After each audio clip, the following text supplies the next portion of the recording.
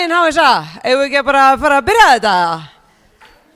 Ok, það rífandi stemning í salnum. Herru, ég ætla að segja þetta aftur og nú ætlum þið að fagna eins. Eigum við ekki að byrja þetta?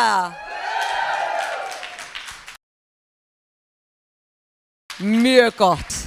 Ég veit við erum ekki komin í prósentu, ekki strax, það er skemmtilegt kvöld framöndan hjá okkur, en við ætlum að vera ótrúlega klára þá til að hlusta á áhugaverð erindi, þannig að ég veit að stemningin, ég er ekkert að ætlast til mikils, en bara smá svona, eitthvað, þú veist það er alltaf gaman.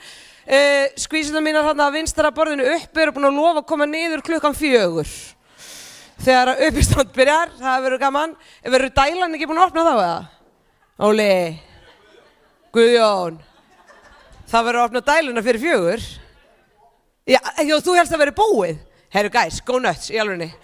Ég er ekkert með uppistand ef það er bara kaffi í búið, sko. Nei, ótrúlega gaman að vera með ykkur. Ég var að fá að vita núna að ég væri í streymi, ég vissi það ekki.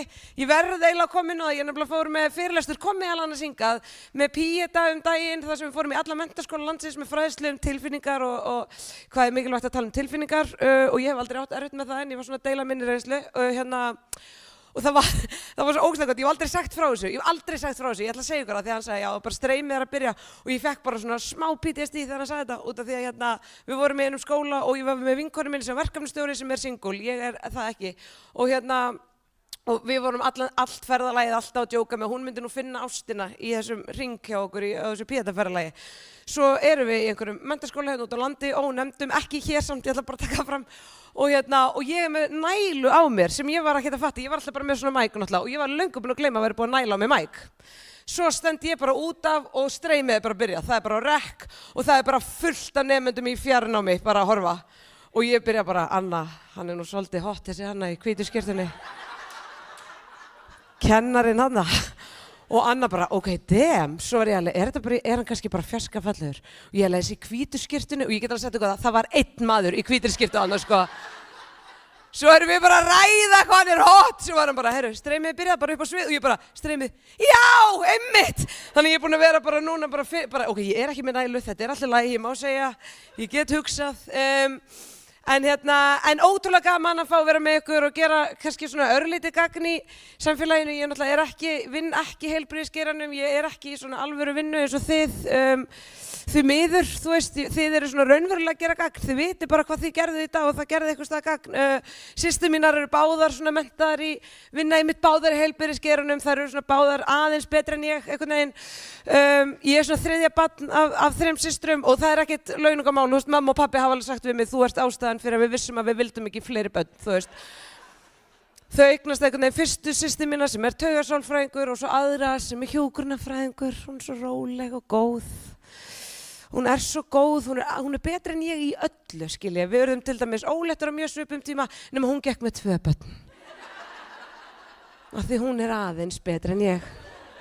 Alltaf, þið veitir, og svo fættist ég bara snar ofvirk, pínu lítill, einhvern veginn, með, þú veist, 40% tennur, ég veit að þið sjáu á mér framtennuna núna, en þú veist, þið veit að, andlitið á mér var minna, sko, tennurnar voruð ekki, sko, þannig að þær voru bara, einhvern veginn, 40% af andlitin á mér og svo verið svo ofvirk að ég gekk upp með veggjum og að því að ég er með alvöru ADHD, þið veitir, þið sem vinni í þessum geira, þið vitið það alveg að hver einasta íslenska kona er annarkvort búin að greina sig með ADHD eða hún er á leiðinni í greiningu. Og þetta er orðið tískufyrirbæri. Þið eruð ekki alla með ADHD, sko. Ég get alveg sagt ykkur það. Og það er búið að skemma þetta fyrir fólki eins og mér sem er raunverulega með bara tauga þroska röskun, þið vitið. Ég held sko, ég sé ástæðan fyrir að systur mínar fóru í heilbrigðiskerfið af því að þegar ég var 3 daga gömul, systur mín þreytist ekki að þau segja mér þetta, hún er taugasálfræðingur, hún bara, ég hélt á þér 3 daga gamalli, 3 daga, þetta var 27. júlí, þá liggur þau svona í hendina á mér og þú lást aldrei, hausinn á þér var alltaf bara svona 30% upp og þú er alltaf svona ég fættist og ég var bara, er ekki jam í kvölda? Þú veist, ég bara með fylgjuna á eftir mig, bara út á spítalanum, bara, ég stoppaði aldrei, sko. Þannig ég held að þau hafi horft á mig og þannig fekk hún áhuga á taugasálfræði, hún var bara, hvað er að gerast inn í höndunum á mér? Þannig að já, ég hef ekki verið svona heppin að fá að vera í alvöru vinnu, en ég er svona, það er gaman að fá allavega að koma hinga og gera daginn ykkar aðeins betri kannski, ykkar sem eru að gera eitthvað í alvörunni maður. Heyrðu, já, klappið fyrir ykkur, þeir eru geggjuð. En þetta snýst vist ekki mig, ekki alveg strax allavega, þannig að við ætlum að fara að byrja þetta. Ég er reyndar með svo ógeðslega mikið ADHD, ég glemdi að segja ykkur, þannig að ég ætla að segja með konunnar, allar sem eru, vil ekki vita það. Það eru konur, það er svo ógeðslega mikið konum að ég verð að segja frá einni stelpu sem ég var með í skóla, hvað er orðið, þetta er bara mappa mín, hvað er orðið mikið tískufyrirbæri. Ég var með stelpu í skóla, grunnskóla og menntaskóla og ég get alveg sagt eitthvað, hún er ekki með ADHD. Hún satt bara kjör, hún las blaðsíðu og hún vissi strax þegar hún var búin að lesa hana hvað kom fram á blaðsíðunni, þið vitið. Það er bara eitthvað sem ég hef aldrei upplifað, þið vitið. Ég las sömu blaðsíðu 7 sinnum og ég vissi ekki enn hvað ég var að lesa. Og hún var aldrei kvíðin, hún sagði við mig bara, hvað er það? Hvernig eru einkennin? Ég bara, þegiðu! Bara, hún vissi ekki eins og hvað kvíði var í menntaskóla, skilji. Og hún er í dag svona össur-týpa, þið veitir. Hún er að smíða, hvað heitir þetta? Heilbrigðisverkfræðingur! Þið veitir. Hún er bara ef að þig vantar fót, þá er hún mætt, skilji. Hún er bara að smíða fætur einhvers staðar. Hún á 3 börn eins og ég, þannig að hún er sko, ég get alveg sagt ykkur, hún er ekki með ADHD. Hún gerði Facebook-status daginn, hún var ógeðslega glöð, hún er loksins búin að fá greiningu, hún er loksins komin á lyf og þetta er bara allt annað líf. Og já, ég las hennar Facebook-status að því ég er orðin 30, þannig að ég er farin að gera það. Og hún var bara, oh my god, lífið er svo gott eftir að ég fekk ADHD-lyf og það var svona 90 konur sem kommentu undir. Bara ég líka, það er svo gott að vera á lyfjum, þetta er allt annað líf. Og þær voru allar bara eitthvað, ég glemdi sko lyklunum mínum úti tvisvar í fyrra og ég mætti og seint í eitt baby shower. Maður eitthvað, Gjalla, þetta er fyrir hádegi á sunnudögum hjá mér, alla sunnudagar, skiljiði. Og hún bara, þetta er svo, og það var allar og svo lífið er svo gott. Ég bara, auðvitað lífið eitthvað gott, þeir eru á amfetamíni daglega. Aumingjarnir ykkar. Það kallast að vera fíkill, ekki að vera með ADHD. Herru, já. Takk. Ég er að bæla að byrja að vinna meira með þetta, klára brandar og fara svo ná í eitthvað. Ógeðslega skrítið moment með rassin upp í lofta með þau voru að klappa. Herru, hérna, ég ætla að bjóða fyrsta mann á svið. Segir hann nei? Já, við ætlum að kynna þetta. Já, ætla ég að gera það fyrst. Shit, Óli, ég er orðinn hræddur við. Herru, veitu! Jó, fuck. Herru, Óli er sem sagt með, skilti. Þetta er grænt skilti. Sjáu þið að þetta sé grænt? Erum við grænt stuð? Já, þetta er eitthvað úr sjúk ást, en ekkert vera að pæla í því samt. Við bara fundum þetta, sko. Við, grænt þýðir 5 mínútur eftir af fyrirlestrinum ykkar. Ok? Rautt þýðir 1 mínúta. Farað á sviðinu? Nei. Ég að labba hérna inn á þýðir, jæja, kallið minn, þá kem ég bara, skilji. Já, raukt er bara, nú loka þú þessu, kallið minn, ok, eða kona mín, eða skvísa, sæta. Og ef að það gefst tími, ef að þið hafi nýtt tíman eitthvað vel í fyrirlestra, þá getum við farið í einhverja spurningar í lokin, en ef við erum mjög tætt á tíma, þá verðum við bara að halda áfram. En það er ekki bara fer, eða? Erum við ekki bara öll sátt með það? Ekki? Já. Þið megin líka vera mjög sátt við að hann sé á þessu því að þið getur kannski rétt ímyndað ykkur hvers konar tímaskinn ég er með. Ég er með svo mikið flugkvæð og ég hef verið að missa flugum og það er ekki út að ég er of sein að ég er kærulaus. Það er út af því að ég skil ekki tölur, þið vitið, og ég bara skil aldrei hvernig flugtími er. En ég flaug í morgun af því ég vaknaði 5 með kvíðakast og flaug 7:30. Heyri, þau þekkja mig upp á Reykjavíkurflugvelli. Ég chillaði þar í marga tíma áður en ég fer, sko. Það sem að, ertu þá tilbúin? Ætlarðu ekki segja nei aftur? Varstu hættu við að tala? Nei. Segðu bara eitthvað mjög stutt. Ég skal bara segja, hann ætlar að vera mjög leiðilegur, þá eru enga væntingar. Ha? Já, ég veit það. Takk, þetta hjálpar mér inn í daginn. En þið verðið að gefa gott klapp, hann ætlar að segja örfá velvalin orð, þetta er Guðjón Hauksson, forstjóri HSA.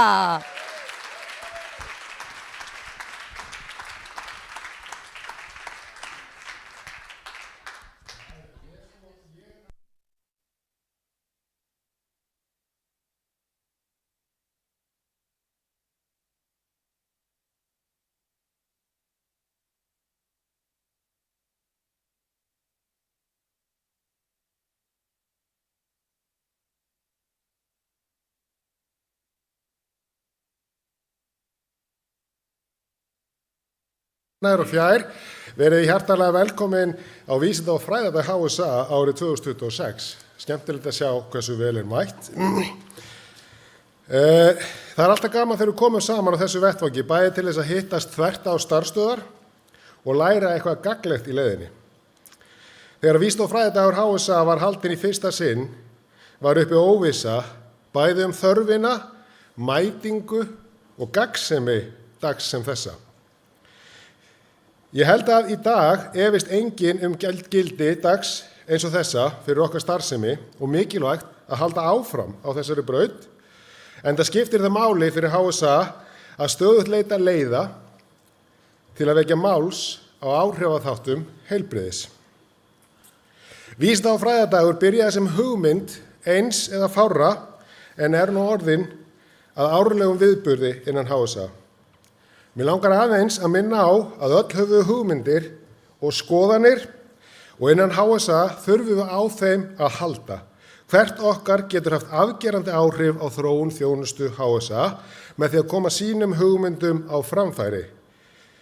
Því í hugmyndum felast verðmæti.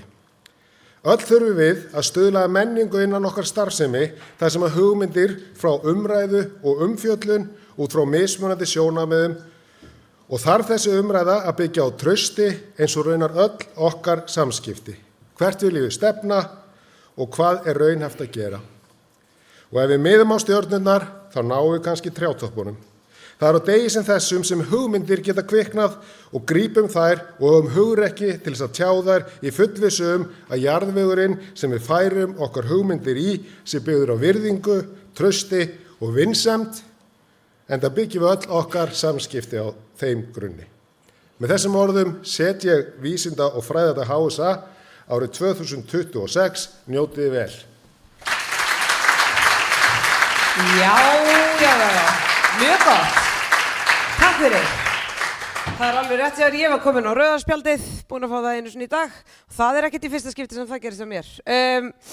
En við ætlum bara að fara beint í fyrsta fyrirlestur dagsins og það Heiða Berglind sem deildarstjóri hjúkrunardeildar HSA sem að ætlar að fjalla reynslu kvenna á breytingaskeiði og líðan þeirra í starfi með fyrirlestur sinn Ég bara misti kjarkinn, þið megið gefa henni mjög gott klapp.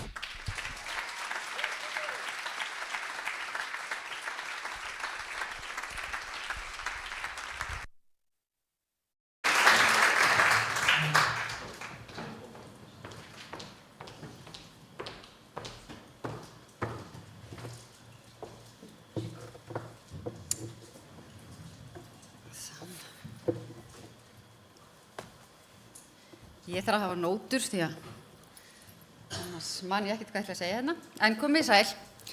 Rosalega gaman að sjá hvað margir mættir og bara virkilega gaman að fá að kynna þessar niðurstöður úr rannsókn minni hér í dag.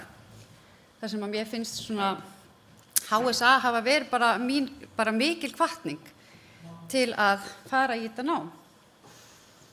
Ég heiti Heiða Berglind og deildarstjóri hjúkrunardeildarinnar í Neskaupstað og ætla að kynna fyrir ykkur rannsóknina mína sem ber yfirskriftina Ég bara misti kjarkinn. En titillinn dreginn beint upp úr viðtali við einstakling sem ég tók. Og bara þegar ég heyrði hann að segja þetta, þá hugsaði ég með mér, þetta titillinn. Bara hitti mig strax. En það ekki vitað til þess að slík rannsókn hafi verið gerð áður á hér á landi, svo þetta svona kannski svolítið nýtt fyrir okkur. Leiðbeinandinn minn í þessu verkefni dr. Sigfríður Inga Karlsdóttir og hún hefur bara leiðbeint mér bara mikilli þolinmæði og þrautseigju myndi ég segja. En þetta lokaverkefni mitt í meistaranámi mínu í heilbrigðisvísindum sem með áherslu á stjórnun í heilbrigðisþjónustu og ég að taka þetta frá Háskólanum á Akureyri og ég lærði einnig þar hjúkrun og hef verið bara rosa ánægð með það nám.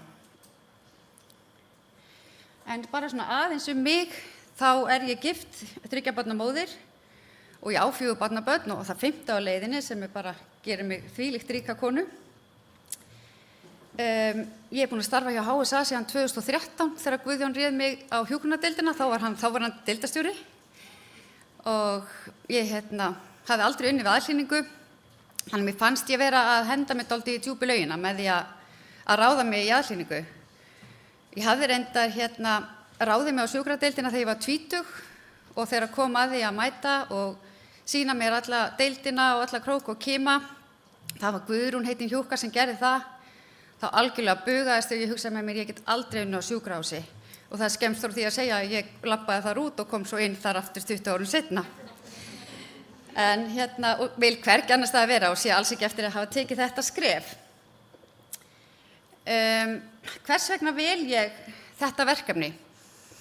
Mér finnst þetta vera málefni sem snertir okkur öll. Við erum öll með konur í lífi okkar og ég sjálf kona á þessum aldri og það var kannski það sem ýtti mér svolítið út í þetta, að ég fór að finna fyrir einkennum og konur í kringum mig og já, það var svona það sem kannski var, og ég gleymi aldrei fyrst þegar ég fór að finna fyrir þessu var að ég var búin að vera fljótandi út úr rúminu nótt eftir nótt og maðurinn minn að skipta á rúminu og ég í sturtu og þetta var bara, það var engin svefn og ekki neitt og ég kem í vinnuna og hugsaði með mér sko, ef að Valur kvensjúkdómalæknir þá ætla ég að banka hjá honum, því ég get ekki verið að standa í þessu sko.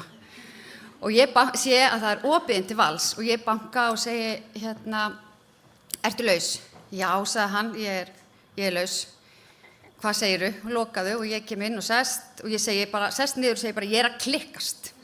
Ég get ekki verið að standa í því að fljóta hér út úr rúminu, nótt eftir nótt, maðurinn minn er hér að skipta rúminu, ég er í sturtu og ég kem ósofin í vinnu. Fáðu sæti heiða mér nú eitthvað og ég sest og svo horfir hann á mig og hann svona brosir og góðlegur eins og hann er. En heiða, þú ert svona almennt geðgóð, það ekki? Geðgóð? Ég veit ekkert um það! Og þá sagði hann strax, ég skal nú gerum við eitthvað fyrir þig og hann skrifaði upp á hormóna fyrir mér sem var algjör leitbreytir fyrir mig. En þarna var ég greinilega með eitthvað annað en bara þessi svitaköst. Ég hef alveg fundið fyrir bæði meðbyr og mótbyr þegar ég hef verið að segja frá því hvað ég er að rannsaka. Meðbyrinn er svona mestu leyti frá konum á mínum aldri sem eru bara spenntar og áhugasamar fyrir þessu verkefni og það hefur alveg verið virkahvetjandi og svona fyrir mig til að halda áfram og klára. Mótbyrinn hefur því miður, án þess að setja mikið út á karlpenningin, verið frá körlum. Og þegar ég hef verið spurð þá hef ég fengið setningu eins og óspennandi eða ertu ekki að grínast, alltaf sama vælið í þessum kettlingum. Þið veitir, þannig að þetta fannst mér alveg svona pínulegilegt að heyra en ég ákvað samt að leggja þetta á mig og leggja það á mig að fara í þetta nám þó að samnemandi minn hafi hort á mig eitt árið í grunnnámi í hjúkrun, svona pínu aðdáunar augum og sagði ég dáist svo að þér að vera í þessu námi. Og ég hváði, hugsaði með mér nú af hverju dáist að mér, það eru allir hér að vinna sama verkefni í þessu námi, að því þú átt svo stutt eftir í starfi.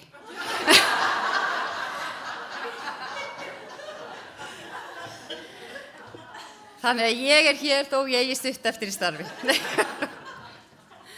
Herði, ég ætla ekki að vera mjög fræðileg svona í bakgrunni en ég ætla aðeins að skauta á fræðilegum bakgrunni því að breytingaskeið er náttúrulegt ferli sem að herjar á konur á miðjum aldri, svo er þetta með miðjaldurinn. Ég vil halda þið fram að ég sé á miðjum aldri, en dóttir mín horfir á mig og segir, mamma í alvörunni, heldur þú verið 100 ára. Þannig að það er svona eitthvað alveg á reiki, hvort að þetta er miðuraldur, en þetta er allavega ákveðin aldur sem að breytingaskeiði herjar á konur.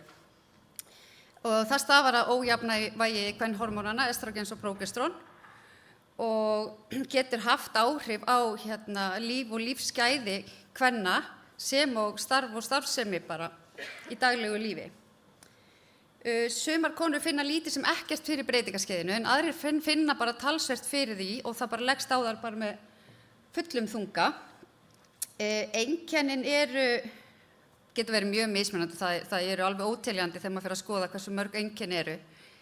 En svona helstu einkennin eru hita og svitakóf, vöðvá, liðverkir, pirringur og depurð og svo er einkenni eins og kvíði og svefntruflanir, þreyta, þyngdaraukning og þurrkur í leggöngum. En svona það síðar nefnda er kannski það sem að sjaldnast er talað um. Bjargráðin, það er svo sem ekkert einhver ein leið en hormónauppbót virðist vera hvað algengust og skila mjög góðum árangri. En að því ég get aldrei skoða neitt nema athuga hvort að hreyfing og næring geti haft áhrif. þá getur hreyfing og næring líka haft áhrif á líðan. Þannig að ég vil endilega hafa það inni. En svo það reynsla kvenna á breytingarskeið og líðan í starfi sem líka það sem ég að skoða náttúrulega. En svo virðist sem einkenni breytingarskeiðsins geti haft áhrif á líðan kvenna í starfi og þá það að telja fram eins og hita- og svitakóf, minniserfiðleika, erfiðleika með einbeitingu, svefntruflanir sem hefur svo áhrif á minna úthald, þreytu og orkuleysi yfir daginn og þetta getur haft áhrif á starf og starfsorku kvenna. Rannsóknarspurningarnar mínar í rauninni tvær. Það annars vegar hver reynsla kvenna á breytingarskeiði og líðan í starfi og getur breytingarskeið kvenna haft áhrif á líðan þeirra í starfi. Tilgangurinn og markmiðin að kanna hver reynsla kvenna á breytingarskeiði í tengslum við líðan í starfi og kanna hvort breytingarskeiði geti haft áhrif á starfsgetu og starfsorku kvenna á þessu skeiði. Örstutt í aðferðafræði, en ég notaðist við eiginlega rannsóknaraðferði Vancouver skólans í fyrirbærafræði. Þátttakendur voru konur á aldrinum 45 til 55 ára sem töluðu og skildu íslensku, höfðu fundið fyrir einkennum breytingarskeiðsins og voru í starfi utan heimilis.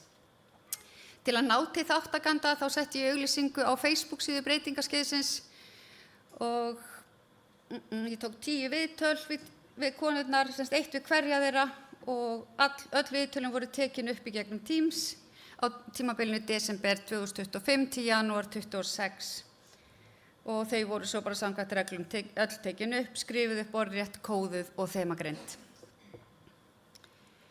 Og þá það svona að greiningunni en yfir þemarannsóknarnar, ég bara missti kjarkinn. Meginþemin eru 5 talsins og undir þemu frá 2 upp í 4. Og þetta svo greiningalíkanið, ég ætla ekkert eitthvað að vera að kryfja það eitthvað en það bara kemur svona smá saman á glærunum. Þá það fyrsta meginþema, ég ætla að byrja að segja að þessi skáletruðu setningar, þetta eru setningar sem ég tek beint upp úr viðtölum og ég ætla ekkert að lesa því, ég bara gera ráð fyrir að þið geti lesið. En fyrsta meginþema sem kom fram í rannsókninni lítur að líkamlegum einkennum þáttakenda og ber heitið ég finn vel á líkama mínum að ég ekki 30. Þáttakendur töluðu breytingar á líkama sínum sem hefur áhrif á þær í athöfnum daglegs lífs. Undirþemun voru 4 og í fyrsta undirþema vöðva og liðverki lýstu þáttakendur því hvernig það helltust yfir þær verki í vöðvum og liðum þegar þær fóru á breytingarskeiðið. Það lýstu verkjum eins og gigtarverki væri að ræða, þó að í flestum tilfellum væri ekki þekkt gigt hjá viðmælandum. Þær töldu vöðva og liðverki hafa áhrif á daglega líðan sína og líkamlega getu, til dæmis til að stunda ákveðna tegund líkamsræktar. Annað undirþema hér nefnist þyngdaraukning og stirðleiki, en þar lýstu þáttakendur þeirri þyngdaraukningu sem hefði átt sér stað hjá þeim og einnig lýstu þær því að það væri sama hvað þær gerðu, hugsuðu næringu, hreyfingu og ekkert gerðist. Þær lýstu því svolítið eins og þeim fyndist bara hægjast á öllu. Einnig töluðu þáttakendur aukinn líkamlegan stirðleika og verið ekki eins kvikk og áður. Sumar nefndu einnig að þyngdaraukningin hefði í för með sér aukna andlega mannlíðan og breytta sjálfsmynd. Þriðja undirþemað ber yfirskriftina svefntruflanir, orkuleysi og svitakóf, en þar töluðu þáttakendur áhrifin á því að vera vansvefta sem skilaði sér svo í þreytu og orkuleysi yfir daginn, með tilheyrandi afleiðingum og minni þrótti til að takast á við þau verkefni sem hver dagur hefur upp á að bjóða. Einnig höfðu þar margar þeirra verið að glíma við svitakóf, ýmist á nótt eða degi og jafnvel hvoru tveggja. Að upplifa það að vera fljót út úr rúminu miðjanótt eða að hitna allt í einu í andlitinu, eldroðna og svitna að tilefnislausu ekkert góð tilfinning. Fjórða og síðasta undirþema hér einkenni frá þvag- og kynfærum, en þar koma þáttakendur inn að þær breytingar sem það orðið á líkama þeirra sem oft getur verið erfiðar að tala eins og breytingar á blæðingum, blæðingastopp, aukna tíðni blöðrubólgu, þvagleika, legghangaþurrk og eymsli í brjóstum, en þetta kannski einkenni sem sjaldnast talað en þau geta haft gríðarleg áhrif á líf hverrar konu sem og samskipti og nánd. Annað meginþema leggur áherslu á andleg einkenni í tengslum við breytingaskeiðið og ber heitið andlega hliðin fór alveg niður. Hérna lýstu þátttakendur því hvernig andleg einkenni brutust fram og höfðu áhrif á líf þeirra. Undir þeim en hér voru 4 talsins og það fyrsta ber heitið það var eins og heilin hætti að starfa. Heila þoka, heila orka, gleymska og flatneskja. En hér töluðu konurnar heila þoku og minnkaða heila orku sem og aukna gleymsku. Það lýstu minna úthaldi til að vinna verkefni sem krefjast mikillar umhugsunar. Í sumum tilfellum fannst þeim erfitt að koma saman texta til að senda tölvupóst. Í nokkrum viðtalana kom fram eftir að ég bar upp spurningu þegar þátttakendur höfðu svarað að fullu og þar horfðu á mig og segi hver var aftur spurningin? Þannig að þá bar ég aftur upp spurningana svo það gætu klárað að svara. Skert minni og gleymska getur haft veruleg áhrif á daglegt líf og það getur verið erfitt og óþægilegt að muna ekki hlutina. Minniskerðing og eða gleymska getur haft áhrif á félagslega og andlega líðan. Það getur verið erfitt innan fjölskyldunar vegna, eins og einn viðmælandi minn nefndi, að áttræði pabbinar var hættur að biðja hann að gera eitthvað að því hún gleymdi því alltaf. Þáttakendur lýstu einnig flatnesku sem einu af einkennum breytingaskeiðsins. Annað undir þemað nefnist breyttur áhugi, áherslur og framtaksleysi en flestar konurnar voru sammála að orku og framtaksleysi sem og breyting á áhuga og áherslum hefði breyst umtalsvert. Þær lýstu minni áhuga á verkefnum sem þær höfðu áður ánægju af og sögðust það erfitt með að taka þátt í félagsstarfi sökum þess að áhuginn væri ekki lengur til staðar. Hugsanlega það forgangsröðun sem lýtur á þroska og svona verðmætaflokkun, það er að segja að velja að gera það sem skiptir máli og skilur eftir minningar og kannski leyfa hinu svona bara fljóta ef.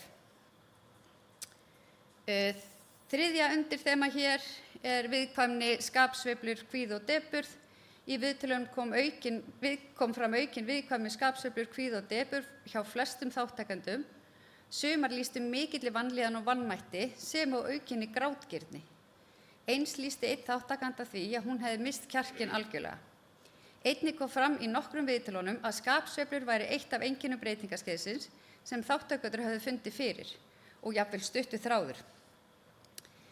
Eða eins og það orðuðu það að finna fyrir depurð og kvíða sem einkennum breytingaskeiðsins getur verið ansi snúið fyrir einstakling sem hefði aldrei eða sjaldan fundið fyrir slíkri líðan. Oft gerðu konurnar sér grein fyrir því hvað var að gerast og gerðu sér ekki grein fyrir því hvað var að gerast en í einhverjum tilfellum áttuðu þær sig á því svo seinna meir að þetta hefði verið einkenni breytingaskeiðs.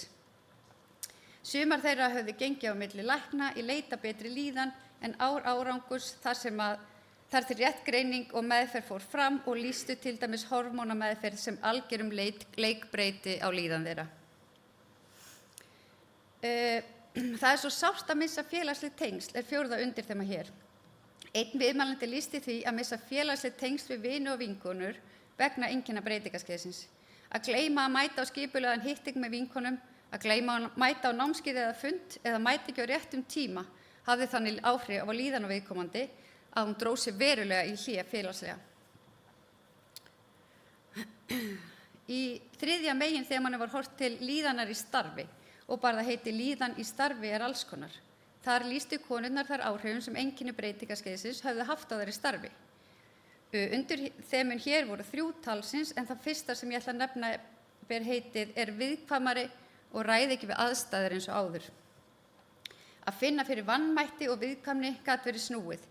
Sérstaklega breytingar urðu svo að segja á einni nóttu á miðjum aldri sem við erum reyndar ekki alveg vissum hvort það sé miður aldur. Í viðtölunum við konurnar kom fram aukin viðkvæmni og að þeim fyndist þær ekki ráða við aðstæður.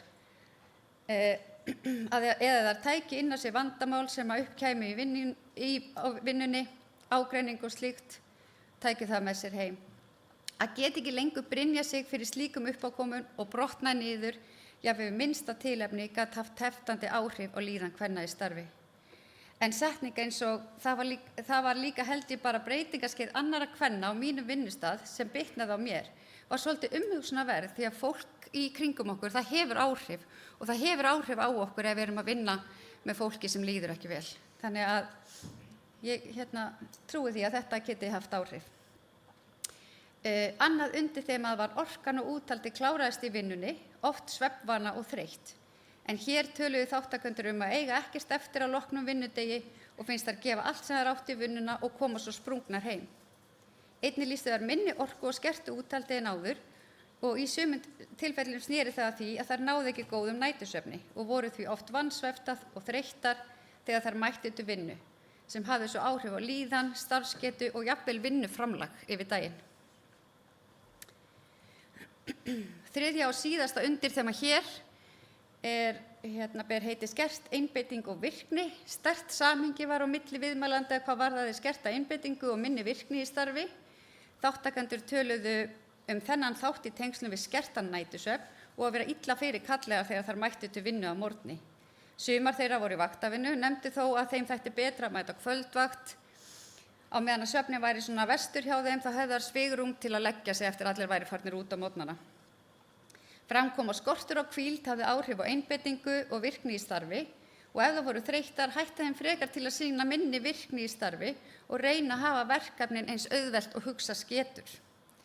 En þetta er setning sem ég fannst svolítið lýsandi og get alveg sett mig inn í hana, en það sem mér fannst erfiðast var að ég gat aldrei treyst því hvernig ég vaknaði, hvort ég hefði sofið vel nóttina, hvort ég hefði raunverulega hvílst eða hvort ég vaknaði bara lúin í kroppnum og soðin í hausnum. Ég allavega minn dagur í fyrradag byrjaði 04:05 og ég veit ekki hvort einhverjir tengja við þetta. Fjórða meginþemað fjallar hvernig breytingaskeiði getur haft áhrif á starf og starfsframa. Undirþeman voru 2 talsins og það fyrra ábyrgðin, streitan og álagið var íþyngjandi en hér lýstu þáttakendur því hvernig þær virtust ráða verr við álagið og streituna í starfinu en áður. Í þessu undirþema gátu einkenni breytingaskeiðsins átt sinn þátt í því að þáttakendurnir réðu síður við álagið sem gat haft í för með sér aukna streitu í starfi. Einnig fannst þeim ábyrgðin sem þeim var falin í sumum tilfellum íþyngjandi og sóttust eftir ábyrgð að minni störfum og sögðu sig frá stjórnunarstöðum. Svo þær þyrftu ekki að takast á við erfið og krefjandi mál eða verkefni sem uppkomu á vinnustaðnum. En konur á þessum aldri ættu að vera á hápunkti starfsferilsins, þannig að það er svolítið sorglegt ef þær eru að segja sig frá stöðum sem þær eru búin að vinna sig upp í. Seinna undirþema hér ber yfirskriftina Ég breytti til, skiptum vinnu og minnkaði ábyrgð. Það kom mér á óvart hversu margar kvennanna sem höfðu tekið þátt í rannsókninni höfðu skipt lífi á þessu tímabili í lífi sínu. Sumar sóttust eftir því eins og áður sagði að fara í ábyrgð minni stöðu, aðrar bara sögðu upp vinnunni og breyttu alveg starfsvettvang. En aðrar fluttu landshluta á milli í leita nýjum ævintýrum. En það getur alveg líka þurft svolítið kjark til að gera það, að breyta alveg til og flytja. Þá er komið að 5. og jafnframt síðasta meginþemanu, en það var nefnt að koma til móts við og skilja áhrif einkenna breytingaskeiðsins á líðan í starfi. Konur töluðu að stjórnendur og vinnustaðir geti komið betur til móts við þær í starfi með tilliti til einkenna breytingaskeiðsins og breyttra þarfa þeirra vegna þessa. Undirþemun voru 3 talsins og það fyrsta sem hér er nefnt ber heitið Betri líðan á vinnustað með aukinni umræðu og fræðslu. Lögð var áhersla á að með aukinni umræðu og fræðslu á vinnustað mætti koma betur til móts við konur sem finna fyrir einkennum breytingaskeiðsins sem gat óneitanlega haft áhrif á störf þeirra og líðan í starfi. Aukinn sveigjanleiki var heitið á öðru undirþemanu, en með auknum sveigjanleika í starfi var hægt að koma til móts við líðan þeirra. Flestar þeirra sem voru í vaktavinnu nefndu að það að fá að taka færri nætuvaktir, taka kannski 2 í stað 3 eins og þær hefði gert áður. Sveigjanlegan vinnutíma geta mætt seinna ef þær hefðu átt slæma nótt og unnið bara lengur. En sumum hentaði að mæta bara 8-4 og skila bara sinni vinnu innan ákveðins ramma, en fannst gott að hafa sveigjanleikan í bakhöndinni. Loftgæðin skipta máli nefnist síðasta undirþemað í niðurstöðum þessara rannsóknar, en flestir þáttakendur nefndu að góð loftgæði skiptu verulegu máli fyrir þær. Fram kom að mikilvægt væri að geta opnað glugga í mestu hita- og svitakófunum, en einnig fannst þeim mikilvægt að lofti væri ekki of þurrt, þar sem þær virtust vera viðkvæmari fyrir þurru lofti en áður. Einnig nefndu þær að hafa góða hljóðvist sem þeim fannst mjög mikilvægt til að minnka bergmál og sögðu jafnframt að þær þyldu minni í svona klið og áreiti. Þá það bara svona samanburður sem ég tók bara stutt saman úr umræðukaflanum mínum, en svona gróflega þá þegar ég ber saman mína rannsókn og fyrir rannsóknir sem ég las, þá virðast rannsóknirnar vera bara mjög svipaðar, enginn virðast geta haft áhrif á líðan kvenna í starfi. Aðeins var þó undantekning þar sem ég fann 2 erlendar rannsóknir sem studdu að það væri betra að vera í 100% vinnu heldur en að fara að minnka við sig starfshlutfall, halda rútíninu og rúlla bara í fullri vinnu. Styrkleikar rannsóknar, en helstu styrkleikarnir eru kannski þeir að það eiginlega rannsóknar að ræða sem getur gefið góða raun þegar á að kafa á dýptina í líðan og reynslu einstaklinga. Það getur líka flokkast sem veikleiki að hafa eiginlega rannsókn, af því það getur verið erfitt með einstaklingsviðtölum að ætla að endurtaka og fá sömu niðurstöður.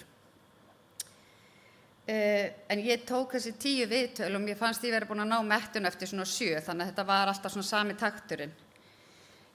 Veikleikarnir geta líka verið þeir að ég auglýsti eingöngu á Facebook síðu breytingaskeiðsins og kannski ekki allar konur sem hafa haft aðgang á því. Einnig velti ég því líka fyrir mér hvort að konur sem eru betur stemmdar býðu sig fram heldur en þær sem væru kannski ekki á góðum stað akkurat á þessum tímapunkti. Nú þurfum að fara að taka það saman. Já. Svo ég með smá með hagnýtinguna, en það bara mikilvægt að opna umræðuna og bæta fræðslu til einstaklinga, heilbrigðisstarfsfólks og stjórnenda áhrif einkenni breytingaskeiðsins. En eitt af mörgum hlutverkum hjúkrunarfræðinga fræðsla og ráðgjöf og það virðist ekki vera að sé mikið slíka fræðslu eða ráðgjöf innan heilsugæslunnar, en ég sæi það svolítið sem leik á borði að geta potað þessu inn í heilsueflandi eða verið með sérþjónustu sem að hugsa kvenheilsu, ekki bara á barneignaraldri eða fyrir á meðgöngu og slíkt, heldur líka fyrir konur á þessum aldri. Og álykta má með aukinni fræðslu og opin umræðu væri hægt að koma betur til móts við konur sem glíma við einkenni breytingaskeiðsins og áhrif þeirra. Einnig mætti í einhverjum tilfellum bjóða upp á aukinn sveigjanleika í starfi sem og huga að góðum loftgæðum og hljóðvist. Og það síðast en ekki síst og virkilega mikilvægt á öllum vinnustöðum að hafa gott aðgengi að tíðavörum, því þessi skemmtilegi gestir sem við konum fáum í heimsókn gerir ekki alltaf boð á undan sér og sérstaklega ekki á þessum aldri.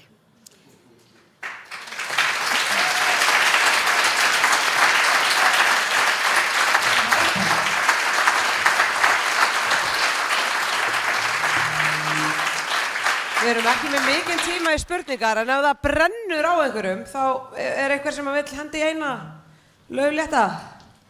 Eins og sé ekki nógu mikið pressa að biðja bara einhverja spurningu. Vill einhver spyrja einhverju? Já, þið ráðist á henni í matsalum. Heyrðu, gefum henni ótrúlega gott klapp aftur. Heiða Berglind.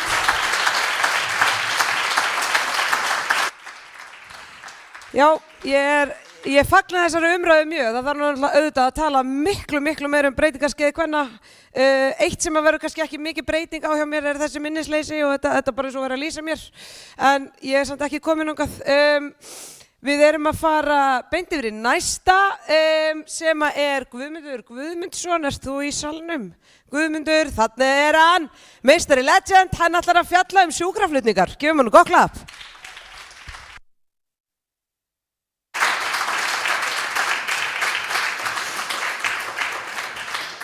Ég aðeins á tækninni hérna fyrir þig, býtu? Já, þakka þér fyrir. Já, viltu ekki að ég græta það? Má sjá, sjá. Er þetta ekki það? Jú. Shit. Alveg hreint. Alveg með þetta. Þetta gekk alveg fullkomlega upp hjá þér. Þessi kona, hún greinilega búin að fá of mikið af amfetamíninu sín í dag. Ekki einhver með dormhandinni? Ég held henni veit ekkert af því.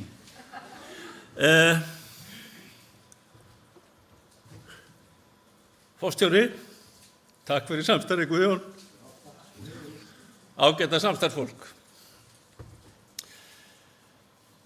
Ég ætla að segja ykkur aðeins frá sjúkraflutningum á Austurlandi sem búið að vera mér svona dálítið hugðarefni nokkuð tíma. En aðeins sjálfa mig. Ég kem til starfa sem kerfisstjóri á HSA árið 2003 og sumarið 2011 þá spurði ég hvort ég mætti prófa þegar það vantaði menn í sjúkraflutninga á Egilsstöðum. Ég hef ekki litið um öxl síðan. En sem sagt haustið 2011 þá hef ég störf eftir að hafa tekið B-réttindi eða basic réttindi og svo tók ég A-réttindi 2014 og kem til starfa á HSA aftur í fullu starfi áramótin 2021-2 og hef verið einn af 3 á heilsugæslunni á Egilsstöðum á dagvaktinni síðan. Fljótlega eftir að ég kom til starfa þá var ég beðinn að safna saman upplýsingum sjúkraflutninga á Austurlandi og halda utan þá skipulega sem að hafði ekki verið gert áður. Ekki sem sagt skipulega tekið til hvað væri að gerast. En til grundvallar þessu erindi mínu nota ég upplýsingar sem að eru af bjargavefnum sem kallaður bjargir.1net2.is sem að neyðarlínan rekur og úr bókhaldi HSA. En eins og kom fram hérna á ársfundinum í morgun þá starfsæðið dálítið stórt. Það nær frá Bakkafirði í norðri, suður fyrir Djúpavog og frá austurströndinni alveg vestur undir Jökulsá á Fjöllum og alveg inn í jökul. Þannig að það er svona aðeins víðfeðmt. En gögnin ná til áranna 2023, 2024 og 2025. Verkefni sjúkraflutninga hefur fjölgað undangengin ár 5–6% milli ára og þetta má rekja til aukins fólksfjölda, ég vona það allavega, aukins fjölda ferðamanna og munar mögulega mest fjölda skemmtiferðaskipa sem hafa haft viðkomu á Austurlandi, einna mest á Seyðisfirði. Aðgerðir stjórnvalda virðast þó ætla að fækka þessum skipakomum sem fækkaði nokkuð á síðasta ári frá árinu áður. Og svo má líka taka til hækkandi aldur íbúa og svo var flensufaraldur síðasta hausts erfiður sjúkraflutningum eins og kerfinu öllu hér á Austurlandi eins og kom fram í fyrirlestri hér í morgun. HSA sér í raun sjúkraflutninga á öllu upptökusvæði sínu, Slökkvilið Fjarðabyggðar og Vopnafjarðarhreppur sjá sín svæði þjónustusamning. En HSA rekur sjúkraflutninga á Egilsstöðum og Seyðisfirði og faglegur ábyrgðaraðili þjónustunnar á öllu svæðinu. En Rauði krossinn á svo náttúrulega og rekur bílana. Umfang þjónustunnar allt nokkuð. Kostnaður HSA var tæpa 1270 milljónir á þessum árum, 2023, 2024 og 2025. Og fjöldinn var eins og við sjáum rétt undir 1500 á árinu 2023 og hefur fjölgað nálægt 100 milli ára eins og sjá má. Sjúkraflug hefur staðið nokkurn veginn í stað á undangengnum árum og hefur verið að meðaltali 14% verkefna.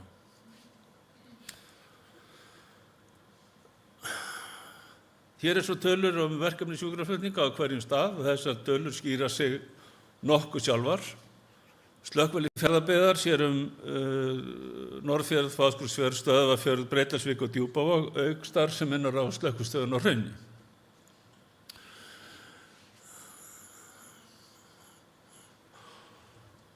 Forgangur verkefna alltaf mikið umræðuefni og mönnum finnst rosalega spennandi að vera með mjög marga F1-flutninga, rosalegt sem ég lendi í, sko. Þetta setjum 2 nálar og gaf öll lífin úr töskunni og eitthvað svona skemmtilegt. En hæsti forgangur sem lífsókn eða F1 11% á tímabilinu og þetta nokkuð jafnt milli staða. Það svolítið áhugavert að sjá það hvað það líkt með þessu alls staðar á svæðinu að það skuli vera þetta 10–11% verkefna sem lífsókn alveg sama hvar þið eruð á svæðinu. Það svolítið svona skemmtilegt að sjá það, sko.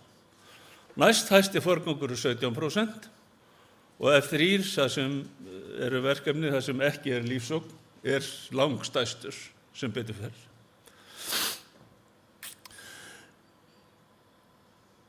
En þetta svona flokkur sem kallaður, má bíða, en hann bíður ekki nema að bílarnir séu uppteknir í einhverjum öðrum verkefnum og þá sinnt leið og bílarnir losna.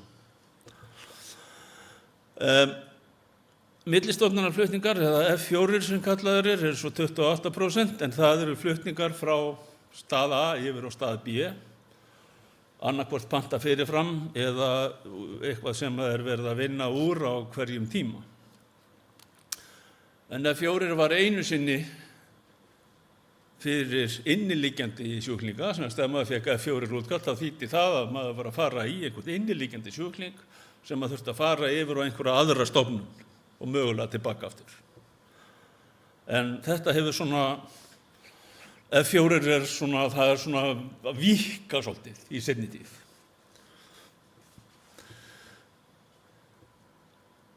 Svo þetta afgreiðsla, þetta það ekki mjög langt síðan að Neyðarlínan fór að taka þennan þátt, sem sagt að þetta í gögnunum sem að ég sæki og við getum séð þessa afgreiðslu verkefnanna. Flutningur náttúrulega langstærsti hlutinn, það að segja að það þarf að flytja viðkomandi á heilsugæslu eða sjúkrahús eða til nánari skoðunar. Sumt þetta afgreiða á staðnum að uppfylltum ákveðnum svona þáttum. Stundum bara afturkallað, menn skiptum skoðun, ég ekkert að fara í sjúkrabíl. Eða lögreglan fer á vettvang þar sem hefur orðið umferðaróhapp og það búið að kalla út sjúkrabílinn. Svo kemur það í ljós að frekari þjónusta bara óþörf og þá bílinn bara afturkallaður. Þá bara keyrir maður út í kant og snýr við og fer heim aftur. Fær sér kaffi. Andlát 3%. Þetta svona, já, þetta önnur tala sem að svona svipuð allstaðar. Og við vitum það náttúrulega öll að það eina sem að við eigum alveg víst í lífinu það að því lýkur einn daginn.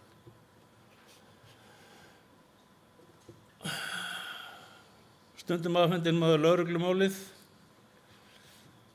og stundum farið í einhverja aðstoð. Það einn bíl kallaður út í einhvað og það vantar fleiri hendur, þá kallar maður bara út annan bíl.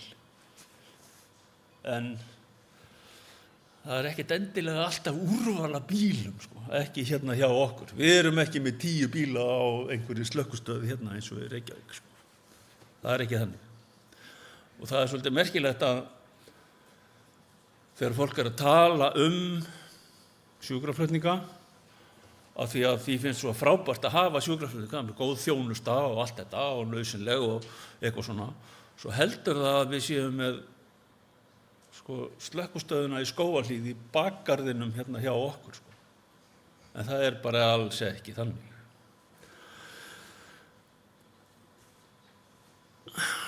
Þetta flugið.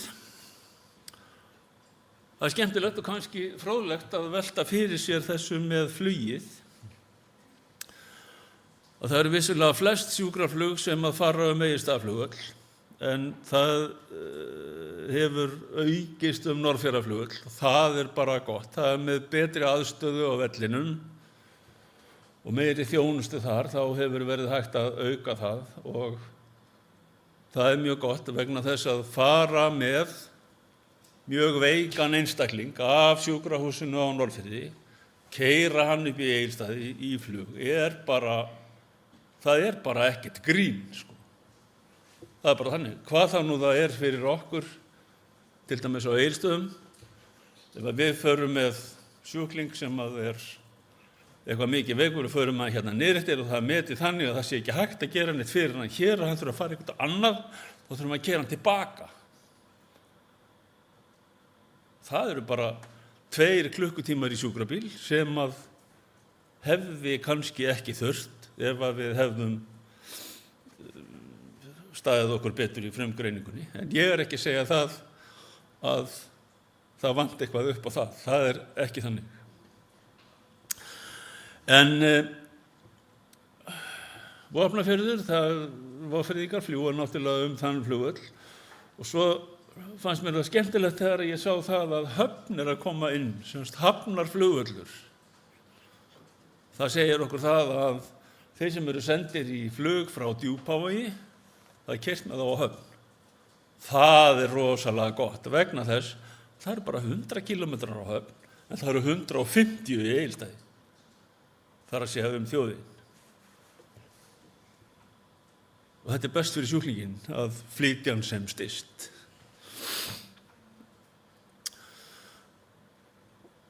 En það er engin starfsemi neins staðar ef ekki er starfsfólk. Og það er töluvert af fólki sem að vinnur við þetta dagsdaglega. Slökkvilið Fjarðabyggðar er með nálægt 50 starfsmenn í þessu, þetta séu 47 ef að þeir leggið saman hana. Það eru 3 bráðatæknar og það eru 15 A-menn og 28 B-menn. Og svo er 1 vettvangsliði í vinnu hjá þeim á Djúpavogi sem að er svo sem ekki mikið á bílnum en er þeim til aðstoðar. Og það er bara mjög gott.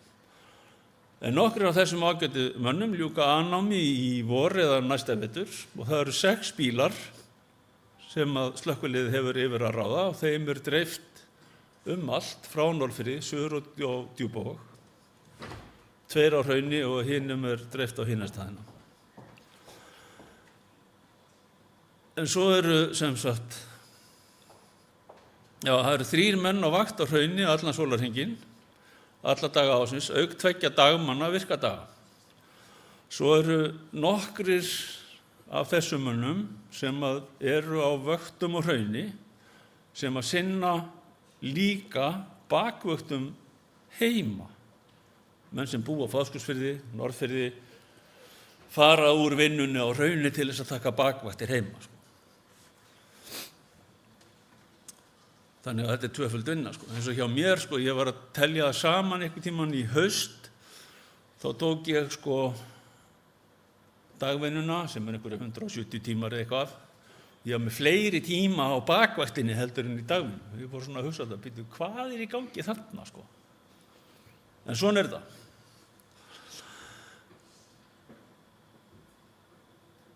Svo er það sem eru bakvaktinnar. Þá er samviskuvaktin, hún er tekkar alltaf inn hjá manni. Byttu nú við, nú var ég ekki á vaktinni. Hvað ef eitthvað gerist? Er ég þá laus til þess að fara á aukabílinn eða hlaupa til ef það vantar mannskap? Þetta er svona tikk sem er alltaf í gangi. En Fáskrúðsfjörður sinnir Stöðvarfirði þar sem það er ekki bíl þar og Breiðdalsvík tekur það ef að Fáskrúðsfjörður er upptekinn. Á Egilsstöðum erum við 9.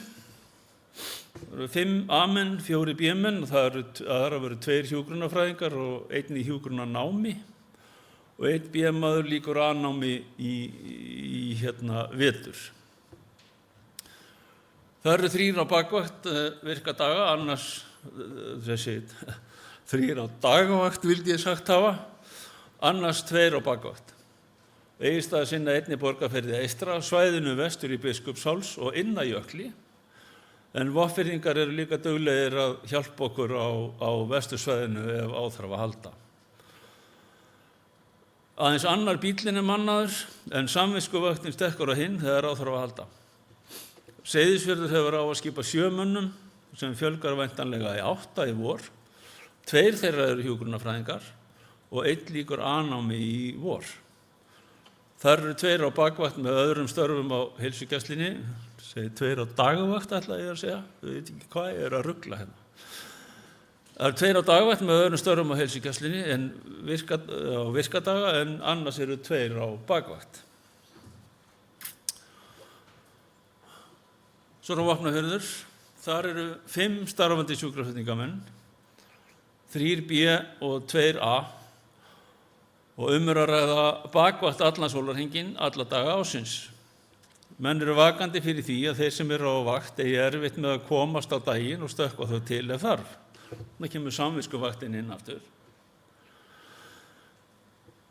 Og þetta getur vissulega verið erfitt hjá mönnum sem eru fastir í sinni vinnu og ekki alltaf góðar aðstæður til að komast frá. Vaktafyrirkomulagið er 1 vika á vakt og 1 frí og svo er önnur á vakt og 2 í frí. Svæðið er nokkuð stjórnt, það er Vopnafjörður, Bakkafjörður, sveitirnar í kring og norður undir Gunnarsvíkurfjall. Og gerist eitthvað stórt, þá stökkva allir til sem komast. Og þeir eru í góðu sambandi Vopnfirðingar við Þórshöfn. Og ef það gerist eitthvað á norðursvæðinu, þá tala þeir mikið saman og reyna að hjálpast að. En Þórshöfn er náttúrulega heilbrigðisstofnun Norðurlands.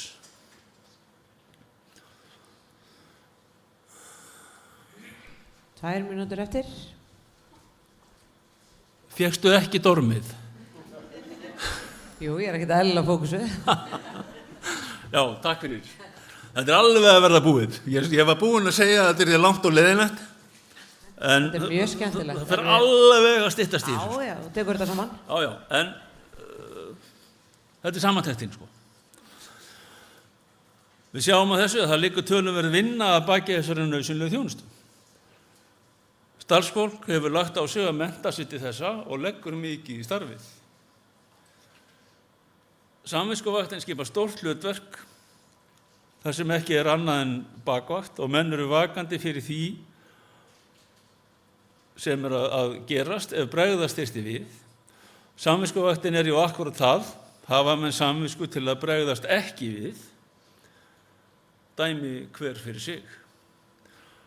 Töluverðir peningar fara í þetta og kannski skiljanlegt að Guðjón hafi kveinað dálítið undan því. Verkefnunum á bara eftir að fjölga, aðstæður okkar í hinum dreifðu byggðum gera það að verkum að við sem störfum með þetta þurfum að vera tilbúin að fara út í verkefni sem enginn veit hversu langan tíma tekur eða hvernig endar eða hvernig verður. Og eins og ég segi við þá sem eru að koma nýir í starfið, vertu tilbúin í að fara hvenar sem er, hvert sem er í eitthvað sem hefur aldrei gert áður og reyna að leysa það. Það er bara þannig. Og hér hjá okkur er ekki mikið af örstuttum innanbæjarflutningum. Sem dæmi tekur eitt sjúkraflug frá heilsugæslunni á Egilsstöðum á Egilsstaðaflugvöll sjaldnast minna en 1 klukkustund. Það er að segja, það er kallaður út bíll, það er komið á staðinn, sjúklingurinn er undirbúinn og farið með hann út á völl, svo er honum skilað í flugvélina, svo er komið tilbaka og það þarf að ganga frá. Það er svona cirka klukkutími, oft lengra. Og ferð frá Egilsstöðum á sjúkrahúsið á Neskaupstað tekur að lágmarki 2,5 tíma með öllu, að ekki sé talað flutning á sjúklingum á SAK, sem er náttúrulega okkar stóra sjúkrahús. Og ef við þurfum að flytja á SAK, til dæmis síðan frá Norðfirði, þá eru það 9 til 10 klukkutímar. Og það er bara ekkert grín, sko. Það er ekkert grín að fara með sjúkling 4 klukkutíma að hristast í sjúkrabíl norður til Akureyrar og koma kannski með hann tilbaka aftur af því að hann þurfti að fara í rannsókn. Ég fór til dæmis í eitt svona í gær frá Egilsstöðum að vísu. Við fórum 7:30 og við vorum laus úr þessu og búin að ganga frá 3:30. Og maður er alltaf svolítið hugsi yfir þessu. Spurningar, ef einhverjar eru? Er enginn með spurningar? Nei? Öngvar. Ég elska hvað varst slagur eftir að vissir að væri bara 2 mínútur. Ég var einum svona í gær. Löngu búin að 2 mínútur. En takk hérlega fyrir mig. Gefið Guðmundi ótrúlega og skemmtun það sem eftir dags og kvöld. Hendi á hann spurningum á eftir að þið viljið. Ég verð samt að segja, sko, ég auðvitað dáist af fólki sem vinnur í sjúkraflutningum í alvörunni. Mér langar smá að ég hef viljað vinna á bráðadeild og reyndar oft, alveg þá oft að ég bæði búin að sækja í HA og HÍ og komst inn á báðum stöðum en ég bara þurfti að hætta við það því ég fatt að ég bara í annarri vinnu og ég get ekki verið í námi. En bara ég þekki námsráðgjafana vel og við erum oft búin að fara yfir þetta hvort ég geti lært hjúkrun með námi að ég hef mjög mikið áhuga að vinna á bráðamóttöku en ég geti samt aldrei verið á sjúkrabíl. Mér langar í kjölfarið að segja ykkur frá sérstaklega fyrir þig Guðmundur. Bara svo þú vitir, það eru til menn eins og maðurinn minn sem eru aumingjar og gætu aldrei unnið á sjúkrabíl. Maðurinn minn sem ég er búin að vera með í 14 ár, hann er með svo ótrúlega mikla, ég veit að það er pottet enginn innan inni með þetta því þá væri það ekki vinni í þessum gera, en þið hafið örugglega séð svona skjólstæðinga, hafið ekki hitt fólk sem getur ekki séð blóð eða nál, þá bara líður yfir það, bara face down, hafið hitt þetta fólk? Já, ég á svona mann, ég valdi mér þetta, skiljið. Ég hef þurft að hlaupa frá, ég var að vinna upp í Borgarleikhúsi, ég þurfti að hlaupa á heilsugæsluna í Efstaleiti út af því að þá leið svo yfir hann að hann fekk, þú veist, einhverja krampa á eitthvað af því að vera að taka smá blóð úr honum, ég hef þurft að skutla honum heim og sækja hann og svo daginn þá fór þetta svolítið á næsta level, þá fór hann bara til læknis slagur af því að hann er aldrei alveg slagur, hann er alltaf hræddur, en þá átti hann ekkert að vera að fara í blóðprufu eða neitt sko. Svo datt lækninum í hug, þetta var bara upp á heilsugæslu, bara fyrir því Hafnarfirði, að tékka á blóðsykrinum. Og ég þarf nú ekki að útskýra fyrir ykkur en það er 1 dropi á vísifingri og hann hringdi í mig, hann gæti ekki keyrt heim því hann var búinn að vera í hálftíma hérna eitthvað fá djús og eitthvað af því að var tekinn blóðdropi. Þessi maður er my emergency contact í símaskránu minni sko. Þannig að ef þið komið að mér, Guðmundur kemur að mér hérna bara á eftir, bara með 7 opin beinbrot einhvers staðar upp á fjalli sem gerist næstu áðan, ég var ekkert eðlilega hrædd að gera þetta, þá bara, það er þið að fara að hringja minn mann og bara í hvaða, hvernig blóð má ég gefin og hann bara blóð, þá var það bara búið sko, þá bara deyji ég, það er bara þannig. En sem betur fyrir eru til hetjur sem að geta tekið þetta sér eins og alvöru fólk, en það er komið að Þórhöllu sem að er mætt eða ekki.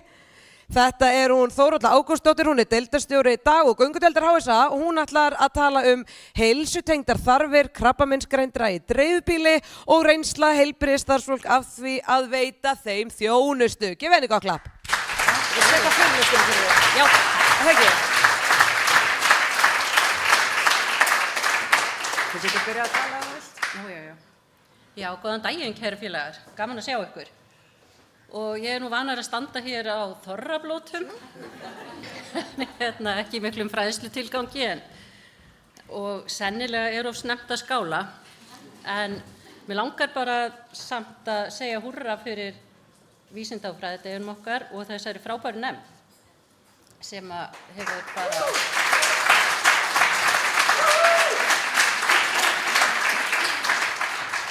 sem hefur staðið sig svo ótrúlega vel. Og ég held svona, að ég megi fullyrða það að þeim finnst atriðið mitt vera mest spennandi atriðið hér í dag. Það var svona... Já, ætli ég hafi ekki bara verið á samviskuvaktinni. Ég komst að því áðan þegar hann Guðmundur var að tala. Ég er nú ekki alveg stór og hann. Þið segið mér að þið heyrið ekki í mér. En ég er náttúrulega bara með gamaldags handrit, ekki kálskinn. Það er óljóst hvort að ég sé á það samt, en ég mun reyna.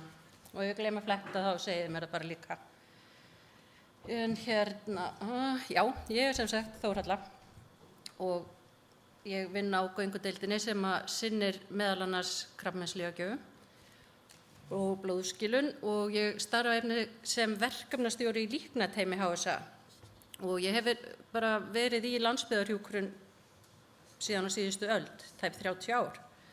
Og alltaf með einhverja snertingu við krabbameinsþjónustu, þannig að mér er sá málaflokkur mjög hugleikinn.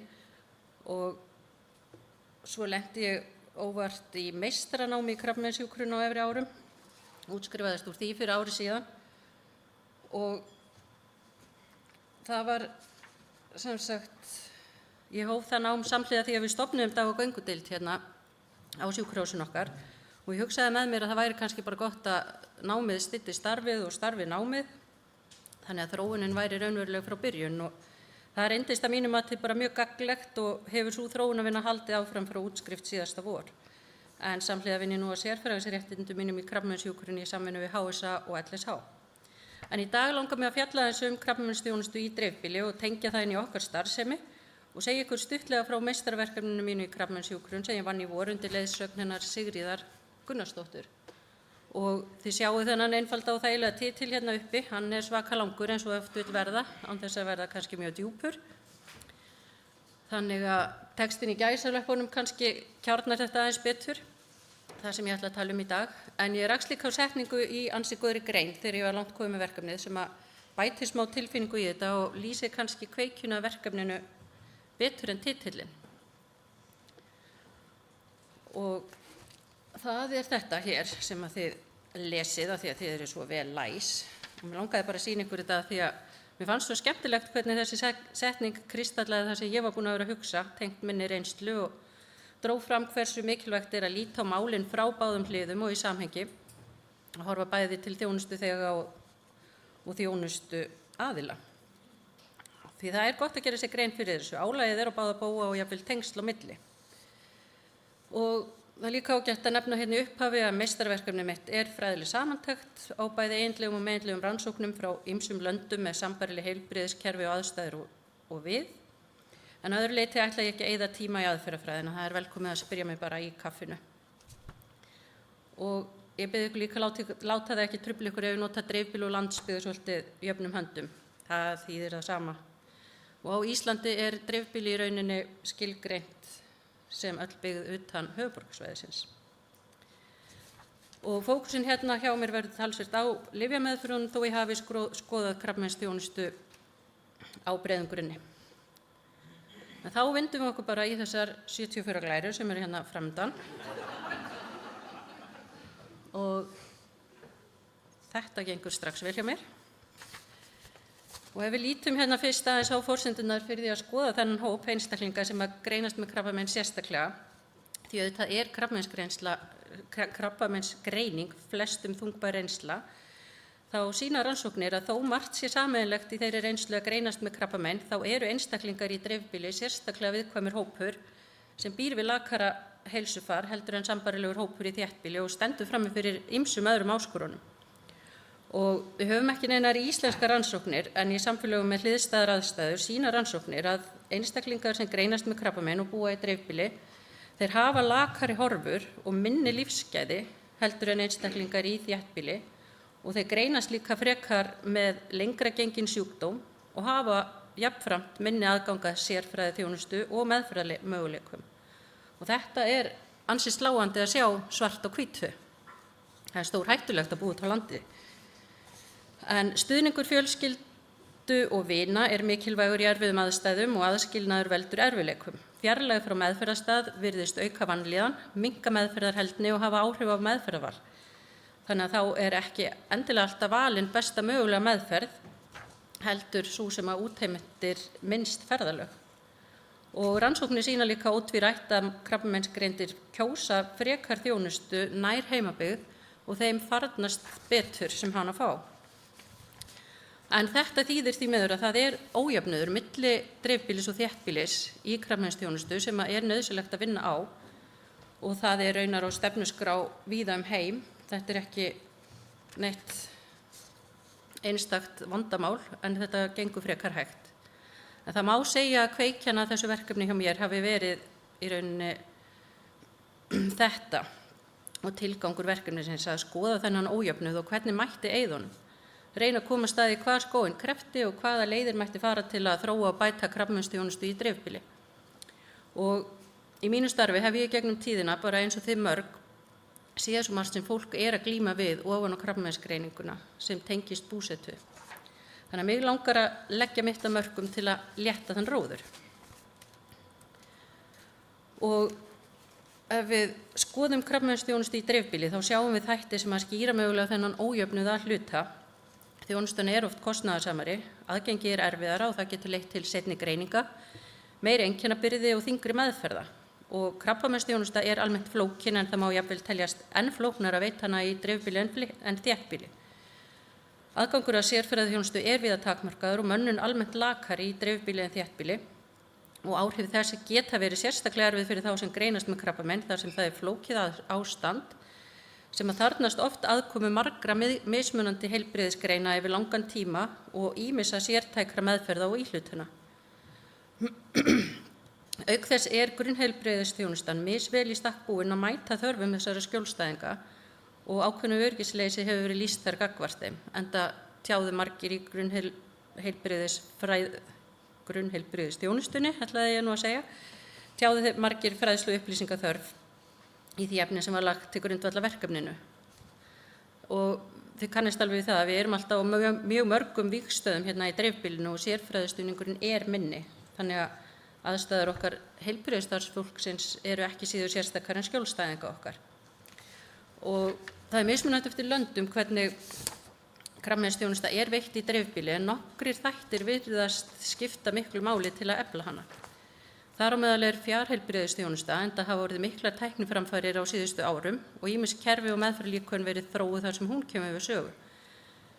Hún tengist mjög samstarfi sérfræðisjúkrahúsa og útstöðva sem hefur víða gefið mjög góða raun og er einmitt það þjónustuform sem er að byggjast upp á Íslandi.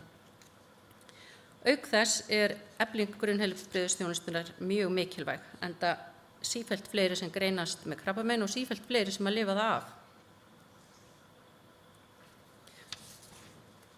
Og ef við skoðum svo hérna niðurstöðurnar og lítum á helstu þarfir sem að komi fram hjá krabbameinsgreindum í dreifbýli, þá sáust mjög fjölbreyttar heilsutengdar þarfir sem að tengdust þessum þáttum sem að þið sjáuð hérna, svona fallega litaða hjá mér.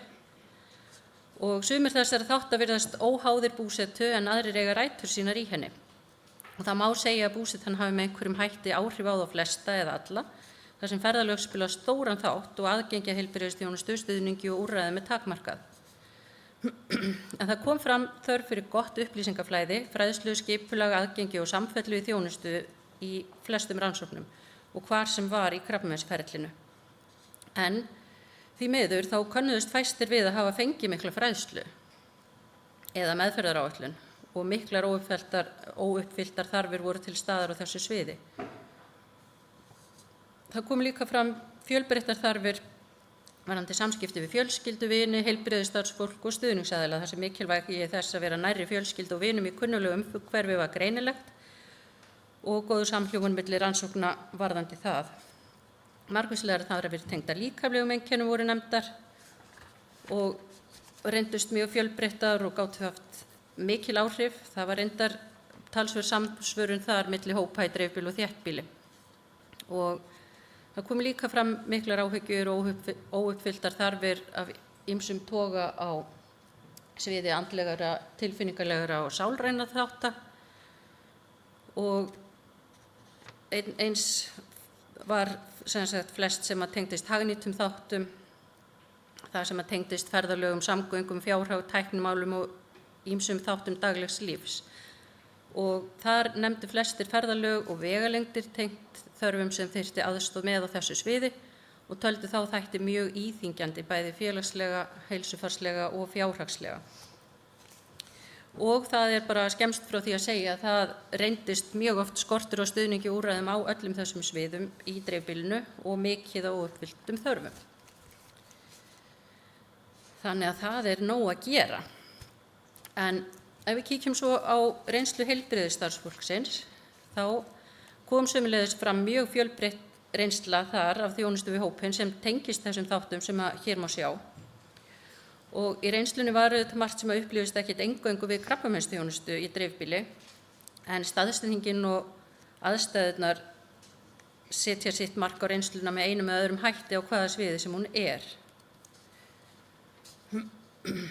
Og í rauninu má segja að reynsla heilbrigðisstarfsfólks af því að veita krabbameinsgreindum í dreifbýli þjónustu endurspegli þarfir krabbameinsgreindra í dreifbýli. Það var heilmikill samhljómur í milli þessara þátta sem að komi fram hjá krabbameinsgreindum og heilbrigðisstarfsfólki. En í flestum rannsóknunum var rætt menntun, þjálfun og ábyrgð heilbrigðisstarfsfólks, en þekking og hæfni voru að flestum talin nauðsynleg til að geta sinnt krabbameinsþjónustu á fullnægjandi hátt og eitt af því sem að skorti mjög á til að heilbrigðisstarfsfólk upplifði öryggi í krabbameinsþjónustu. Mönnunarmálin komu fram í ýmsu samhengi, oftast sem skortur á mönnun auðvitað og gat aukin skuldbinding verið afleiðing þess en einnig margt fleira.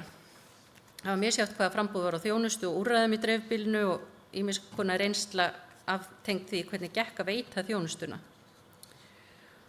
Og þar kom ýmsir stjórnsýslulegir þættir inn líka og bara skortur á úrræðum tengdu kostnaði og skorti á fjármagni.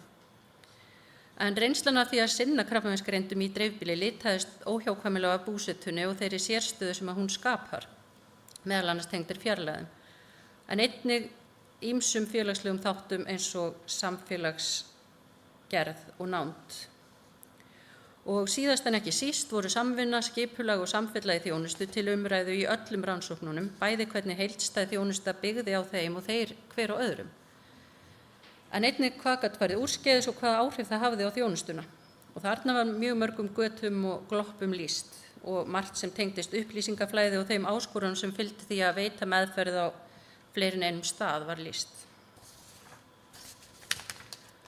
Og ef við kíkjum á nokkur áhersluatriði úr þessum niðurstöðum, þá var einmitt gott upplýsingaflæði, fræðsla, skipulag, samskipti og samfélagi þjónustu, þættir sem að komu fram í flestum rannsóknum tengdum þörfum krabbameinsgreindra, en voru líka til umræðu í rannsóknunum sem að tengdust reynslu heilbrigðisstarfsfólks. Og mikilvægi þess að hafa meðferðaráætlun sem að bæði skjólstæðingar og heilbrigðisstarfsfólk var meðvitað og upplýst kom greinlega fram og skipti sköpum varðandi eftirfylgni og meðferðarheldni. Og það mikla álag sem að fjarlægðir og ferðalög, skortur og samgöngum og óvissuþættir tengdir veðri lagði á bæði krabbameinsgreinda og heilbrigðisstarfsfólk kom greinlega í ljós í flestum rannsóknunum og við það bættist fjárhagslegir og félagslegir þættir á ýmsum toga sem allir höfðu á einn eða annan hátt áhrif á líðan, framboð þjónustu og aðgengi. Og ferðalögin höfðu það í för með sér fjarvistu frá fjölskyldu og það hafði neikvæð áhrif á líðan og meðferðarheldni. Síðan mönnunin í heilbrigðisþjónustunni eilífur áskorun og í dreifbýli hún enn meiri áskorun samkvæmt þessum niðurstöðum. Þannig að ábyrgðin var oft talin mikil og gat valdið þreytu og streitu, einangrun og tilfinningaleg örmögnun voru talin verulega áhyggjuefni og úrræði og framboð á þjónustu voru oft talin skert vegna mönnunarvanda ásamt því að upplýsingagjöf og fræðsla til skjólstæðinga var meðal þess sem varð útundan þegar mönnun var og lítil eða óstöðug og ein megin ástæða þess að fólki fannst erfitt að sækja sér viðbótar menntun. Og ef við kíkjum bara örstutt á hvernig staðan á Íslandi þá veitir Landspítalinn stærstan hluta sérhæfðrar krabbameinsþjónustu, þar flestar skurðaðgerðir og alla geislameðferð. Og síðan eru á legu- og göngudeildum svæðissjúkrahúsa veittar krabbameinslegar meðferðir í samstarfi sérfræðinga og minniháttar aðgerðum sinnt. Og eins og til dæmis hér í Neskaupstað á Selfossi, Vestmannaeyjum og Ísafirði og Reykjanesbæ og mögulega víðar. Og þarna vísa Landspítalinn og sjúkrahúsið á Akureyri skjólstæðingum í meðferðir og útstöðurnar og stýra svo meðferðunum án þess að ásamt því að veita sérfræðistuðning, en svæðissjúkrahúsin sinna eftirfylgd að talsverðu leyti og heilsugæslan gegnir þarna líka mjög vaxandi hlutverki. Og þetta samstarf í stöðugri þróun. Og það sem sagt gengur margt mjög vel í núverandi skipulagi en það eru samt mjög mörg tækifæri til að bæta og þróa og þessar niðurstöður varpa ljósi og ýmislegt sem að varðar sérstöðu krabbameinsþjónustu í dreifbýli, þættir sem að tengjast bæði þeim sem þiggja og veita þjónustuna og það má heimfæra þær á íslenskar aðstæður enda sem sagt hagar krabbameins sér líka alltaf eins, áhættuþættir og einkenni eru sömu milli landa og hliðstæðum aðferðum beitt við greiningu, meðferð og líknarþjónustu. Þannig að það gæti verið gagnlegt að líta til þessara niðurstaðna við að setja fram og þróa líkan fyrir krabbameinsþjónustu í dreifbýli á Íslandi, sem full þörf á að gera þó að þurfi að gera frekari rannsóknir og prófanir á því sviði. Þannig að það koma mjög skýrt fram nokkrir þættir sem skipta miklu máli bæði fyrir einstaklingar sem greinast með krabbamein í dreifbýli og heilbrigðisstarfsfólk sem veitir þeim þjónustu, og það mikilvægt að hafa þá í huga við slíka vinnu. Og það stendur svo sem ekkert til að breyta neinu grunnskipulagi hjá okkur, en það þarf að byggja upp og þróa krabbameinsþjónustuna og beina sjónum þar fyrst og fremst að skipulagi og áætlunum og hver á að gera hvað skynsamlegt að leggja áherslu á hvar og hvaða stoðir þarf að styrkja og hvernig á að gera það. Og til að veita markvissa geðþjónustu sem sniðin að þörfum einstaklingsins, þá þarf að byggja hana heildrænt og skipulega upp með þessar fjölbreyttu og flóknu þarfir hópsins í huga. Þannig að með niðurstöður samantektarinnar í huga gæti verið gagnlegt að huga því eftirfarandi skrefum sem þið sjáu nú hér. Og í þessu líkani sem ég ætlaði aldrei að hanna, frekar en ég ætlaði nokkuð tíman aftur í aðferðafræði eða tölfræði eftir BS. En þarna fæddist það samt, fyrsta módelið mitt og síðasta, það ekki? Ég held það. Það á sem sagt að sýna fram á hversu góð og heildstæð góð og heildstæð krabbameinsþjónusta í dreifbýli þarf að byggja, og byrjar að sjálfsögðu á grunnskipulaginu þarna á toppnum, þar sem aðalspurningin hvernig við viljum svo þróa þjónustuna í rauninni, hvar ættu áherslurnar að liggja og hvernig má veita geðþjónustu af öryggi, hvaða þjónustu raunhæft að veita hvar. Það eru mjög margar spurningar í þessu. En þið sjáu þarna alla þættina og ég vil bara leggja áherslu á að heildræn meðferð að sjálfsögðu alltaf nauðsynleg, og við verðum alltaf að líta á alla þætti, skjólstæðinginn og fjölskyldu hans í brennidepli og reyna að sjá málin í samhengi. Og sem hjúkrunarfræðingur þá verði ég auðvitað líka að benda á að í niðurstöðunum komi mjög skýrt fram það lykilhlutverk sem að hjúkrunarfræðingar gegndu víða í krabbameinsþjónustunni, og sérstaklega varðandi stuðning til meiri lífsgæða við krabbameinslyfjagjafir sem málastjórar og við líknar- og lífslokaþjónustu. Og eins og þið kannist nú oft við, þá gengu þeir gjarnan skrefinu lengra en skyldan bauð til að létta skjólstæðingum lífið, oft vegna mönnunarvanda en líka af köllun. Þarna kom líka vægi sérfræðinga í krabbameinshjúkrun mjög skýrt og greinlega í ljós og jákvæð áhrif þeirra á þjónustuna. Þannig að það mjög mikilvægt að hjúkrunarfræðingar átti sig á hversu stóru hlutverki gegna, þar sem að þeir eru oft í mjög hagstæðri aðstöðu til að nálgast einstaklingana og fjölskyldur og veita fræðslu, meðferð, umönnun og stuðning, og því algjörlega nauðsynlegt að þeir hafi sterka rödd við þróun og skipulagningu krabbameinsþjónustu í dreifbýli. Enda hún að miklu leyti hjúkrunarstýrð í rauninni, eins og skipulagið á Íslandi í dag. Og ef að við notum hérna smá tíma til að kíkja á hvað þetta þýðir fyrir okkur og okkar stofnun, þá rosa mikilvægt fyrir okkur að átta okkur á því að krabbameinum fer mjög fjölgandi, en greiningatækni fer einnig fram og meðferðarmöguleikum fjölgar stöðugt, þannig að lifendum krabbameins fjölgar líka mjög mikið, og það nauðsynlegt að við getum öll sinnt þessum hópi á mjög breiðum grundvelli. Greiningu, meðferð, eftir meðferð og í líkna meðferð. Við verðum alltaf að hitta þessa einstaklinga hvar sem við störfum. Og ef við lítum á okkar mörgu og góðu þjónustu einingar og stofnuninni, þurfum við að mínu mati út frá þessum niðurstöðum fyrst og fremst að leggja áherslu á að taka á móti krabbameinsgreindum af fagmennsku, umhyggju og hugrekki hvar í ferlinu sem við mætum þeim. Og láta okkur málin varða og vera tilbúin að finna út úr þeim.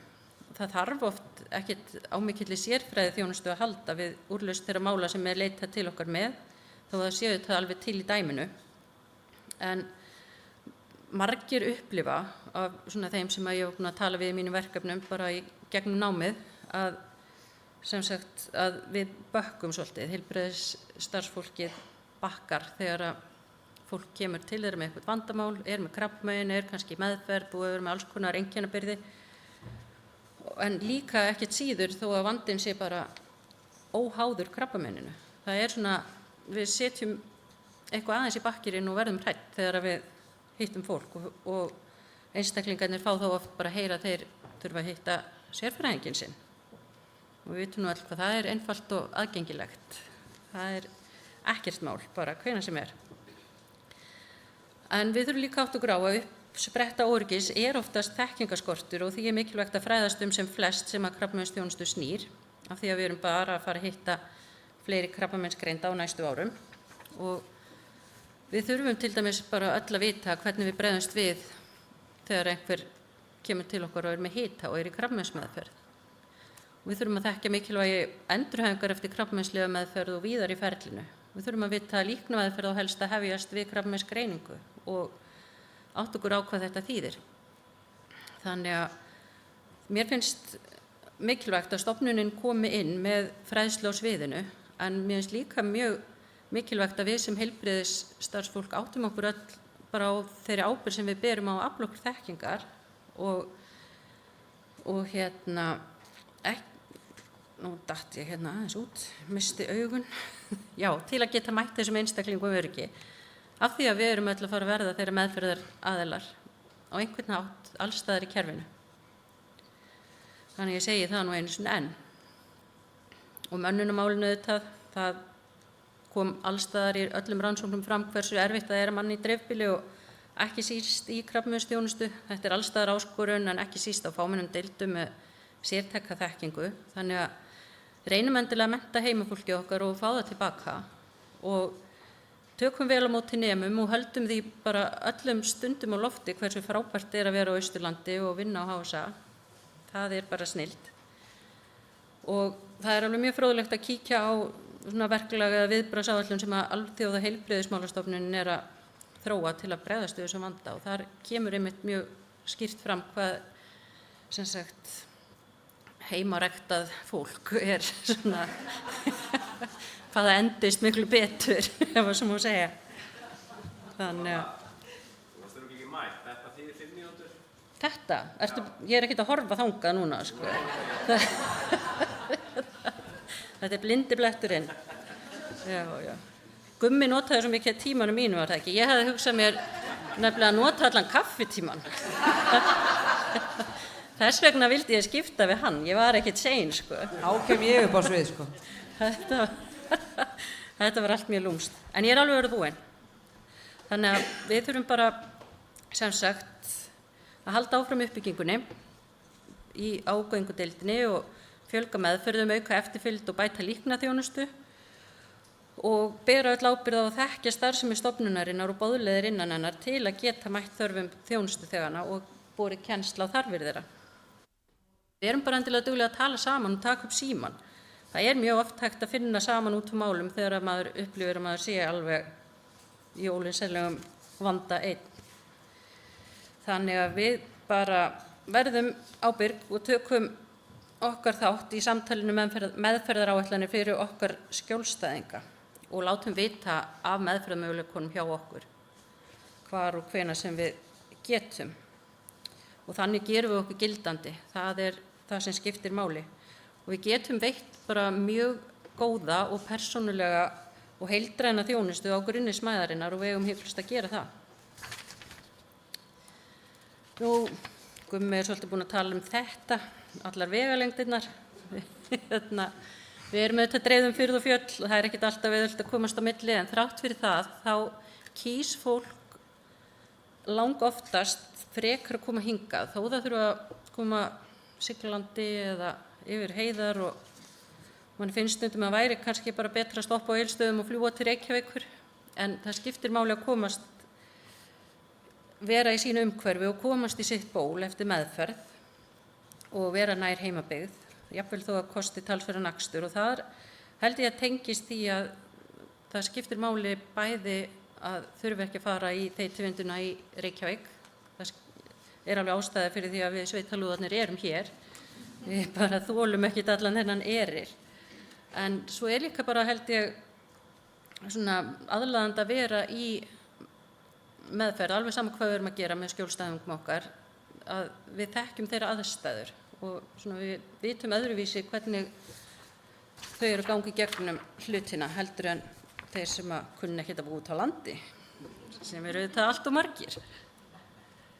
En svo er hérna bara að lokum hógvær og lítillátt framtíðarsýn fyrir okkur. Þetta verður allt klárt fyrir áramót og það verður ekkert mál.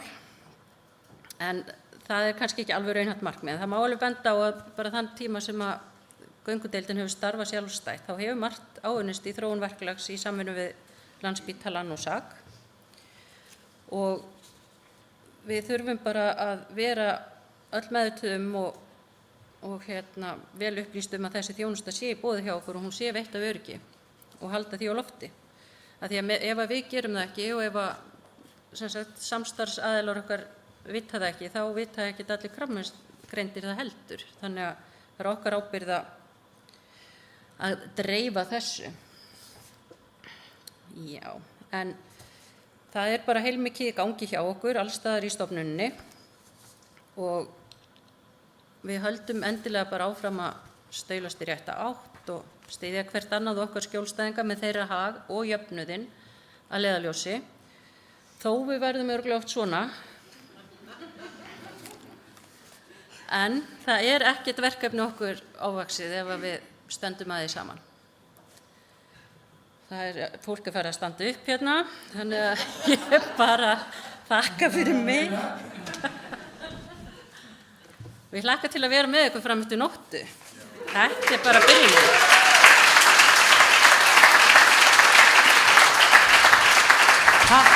Kærlega fyrir Þórhalla. Er einhver með spurningu sem vill henda henni út eða vil ég bara finna hann á eftir? Þið finnir Þórhalla eftir. Gefið henni ótrúlega gott klapp. Mjög gott. Ég elska líka fyrir svona fólk með svona mikinn heilsukvíða eins og mig og vinn ekki í þessum geira, þá má ég ekki heyra eitthvað svona líknandi meðferð og eitthvað, ég er mjög tryggur og þið eru bara eitthvað, já ég er að drífa mig, herru við bætum líkna meðferðina. Já bara, svo ótrúlega stutt á milli hjá okkur. En ég ætla ekki að tefja ykkur meira, það er komið að kaffi, ég segi dælu líka, allavega ná sér í einn og hafa hann tilbúinn af því það verður engin önnur pása.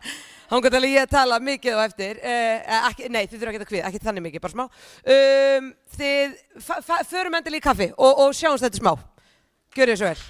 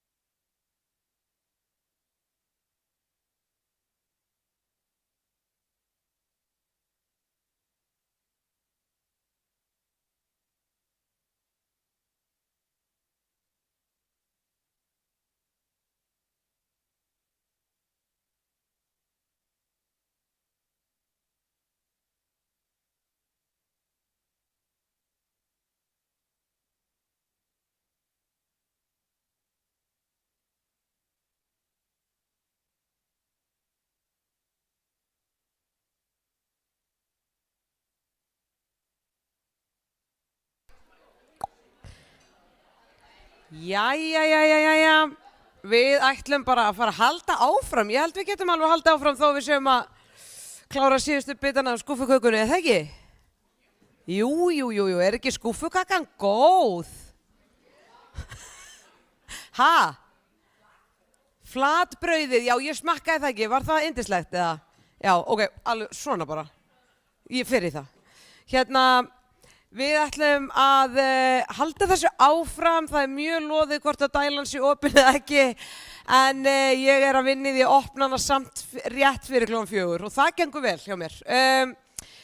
Það er komið að Perlu Kolku Leifsdóttir, er það kannski þú? Já. Sem að ætlar að koma og tala músík meðferðar, hún er músík meðferðarfræðingur og hún er að tala músíkþerapíu. Gefið henni ótrúlega gott klapp.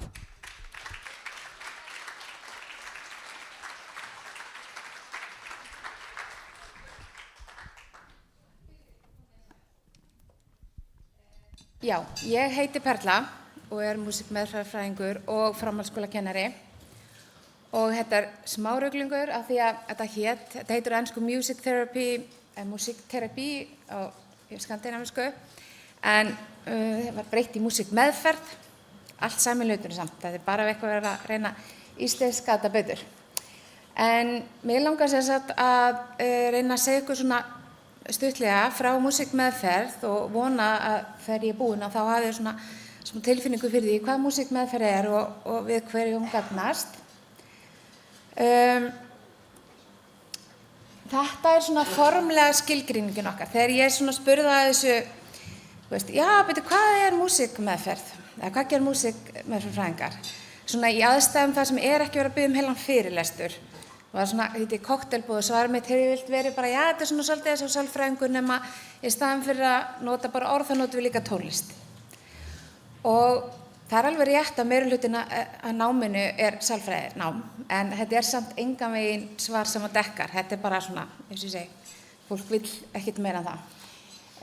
Við höllum okkur miklu meira upp að miklu fleiri starfsstéttum. Við höllum okkur upp á ýmsum heilbrigðisstarfsstéttum eins og læknum, hjúkrunarfræðingum, iðjuþjálfum, þroskaþjálfum og talmeinafræðingum jafnvel. Þetta er bara svona svið sem er mjög breitt.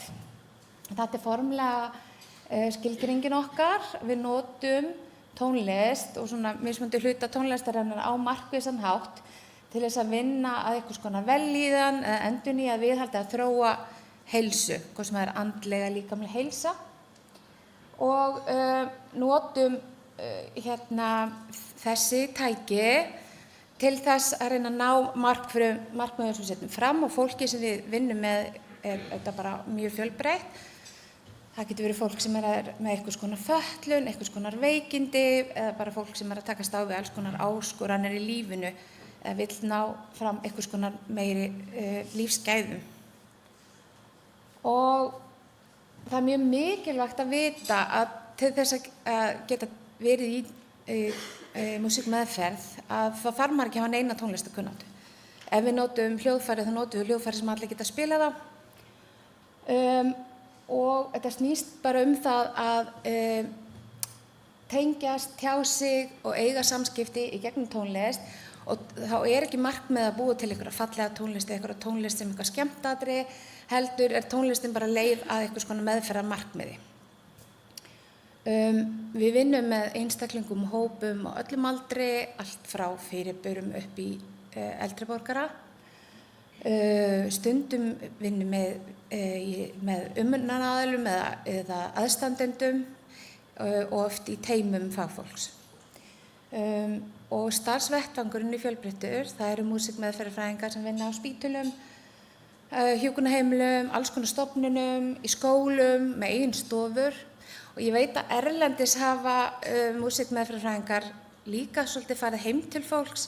Ég veit ekki til þess að það hefur gert á Íslandi, og þá er það kannski fólk sem er eftir að komast að heiman, er að lokast lífsins eða eitthvað slíkt. Já, og aðferðirnar sem við notum er náttúrulega mjög fjölbreyttar af því að einstaklingarnir sem við vinnum með eru mjög fjölbreyttir. Við reynum að flokka þetta svolítið í svona virkar og svo svona móttækilegar aðferðir, það er svolítið erfitt að þýða receptive aðferðir.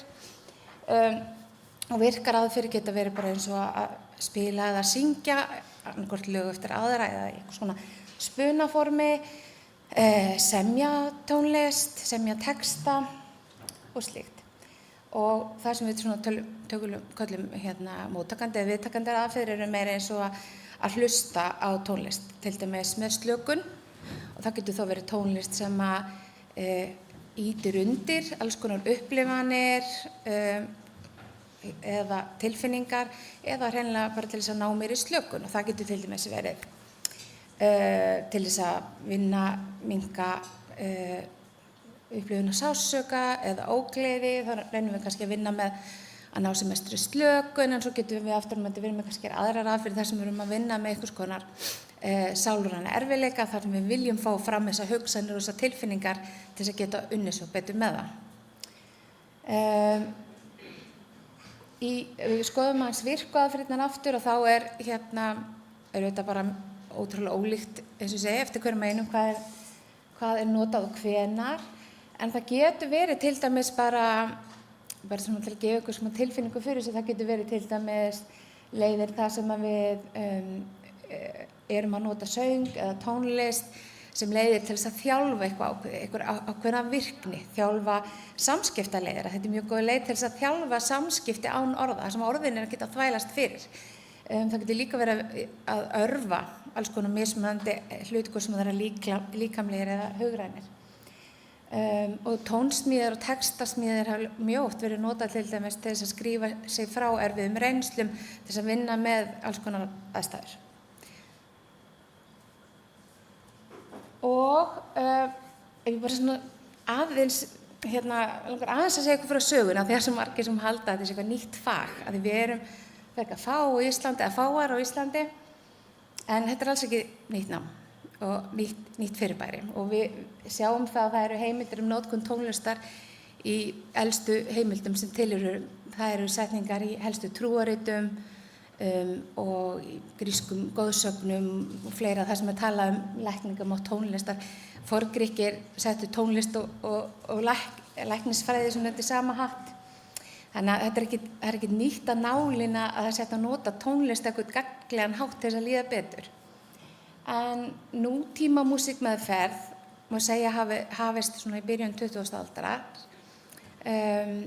Það voru svona frumkvöðla hér og þar tónlistafólk sem fór svona að reyna að nota það sem þau kunnu einhvern veginn til þess að láta fólki líða betur á markvissan hátt. Til dæmis voru bæði fyrr og seinni heimsstyrjöldinni tónlistafólk sem var að vinna með hermenn sem kom úr stríði, með veikir, með áfallastreitu og fleira. Og svoleiðis fór þetta að svona þróast sem svona hjá frumkvöðlum innan greinarinnar, og vísindarannsóknir hófust svo miðja 20. aldina. Í dag er búið að vera í áratugi nám í viðurkenndum háskólum í nær öllum heimsálfum, og sem dæmi þá var fyrsti íslenski músíkmeðferðarfræðingur Eyjólfur Meðstad, hann hóf störf hérna 1970 á Kópavogshælinu. Þannig að það hafi verið starfandi íslenski músíkmeðferðarfræðingar síðan 1970. Félagið okkar var stofnað 1997 og við höfum aðalega verið að vinna að því að kynna fagið, aðstoða fólk sem vill fara í námið, standa fyrir endur svona fræðslu fyrir okkur sem erum í félaginu, og við höfum verið að berjast fyrir löggildingu sem gengur mjög illa í áratugi líka.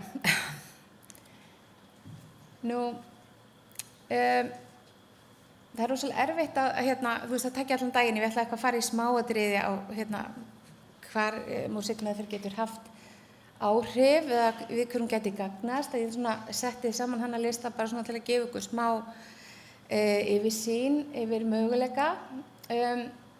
Tónlist og músíkmeðferð getur haft áhrif á okkur heildrænt sem manneskjur, getur verið áhrif á tilfinningarnar okkar. Og við tölum stundum tónlist sem brú yfir í tilfinningar, af því að stundum er einhvern veginn tónlistin svona betri að tjá tilfinningar heldur en orðin okkar. Og þetta þekkjum við öll, við veljum tónlist við veljum sérstaka tónlist í jarðarförum, eða þegar sorgmætt, Í ástarsorg við veljum tónlist sem við setjum á þegar við viljum orku og viljum vera glöð. Það balltónlist, sérstök tegunda tónlist sem við verðum hress af og svo framvegis. Þetta þekkja allir. Við notum þetta bara mjög markvisst til að vinna með tilfinningar. Tónlist hefur líka ótrúlega líkamleg áhrif á okkur. Hefur áhrif á púls og blóðþrýsting og við séum það svona heila skönnum að það þegar fólk bara hlustar tónlist þá lýsast upp margir staðir í heilanum af því að tónlist fer inn á rosalega margar heilastöðar hjá okkur. Tónlist tengist sjálfsmyndin okkar, hún tengist minningunum okkar, við nemum takt og hljóm og laglínu og allt mögulegt. Hún hefur ótrúlega örvandi áhrif á okkur.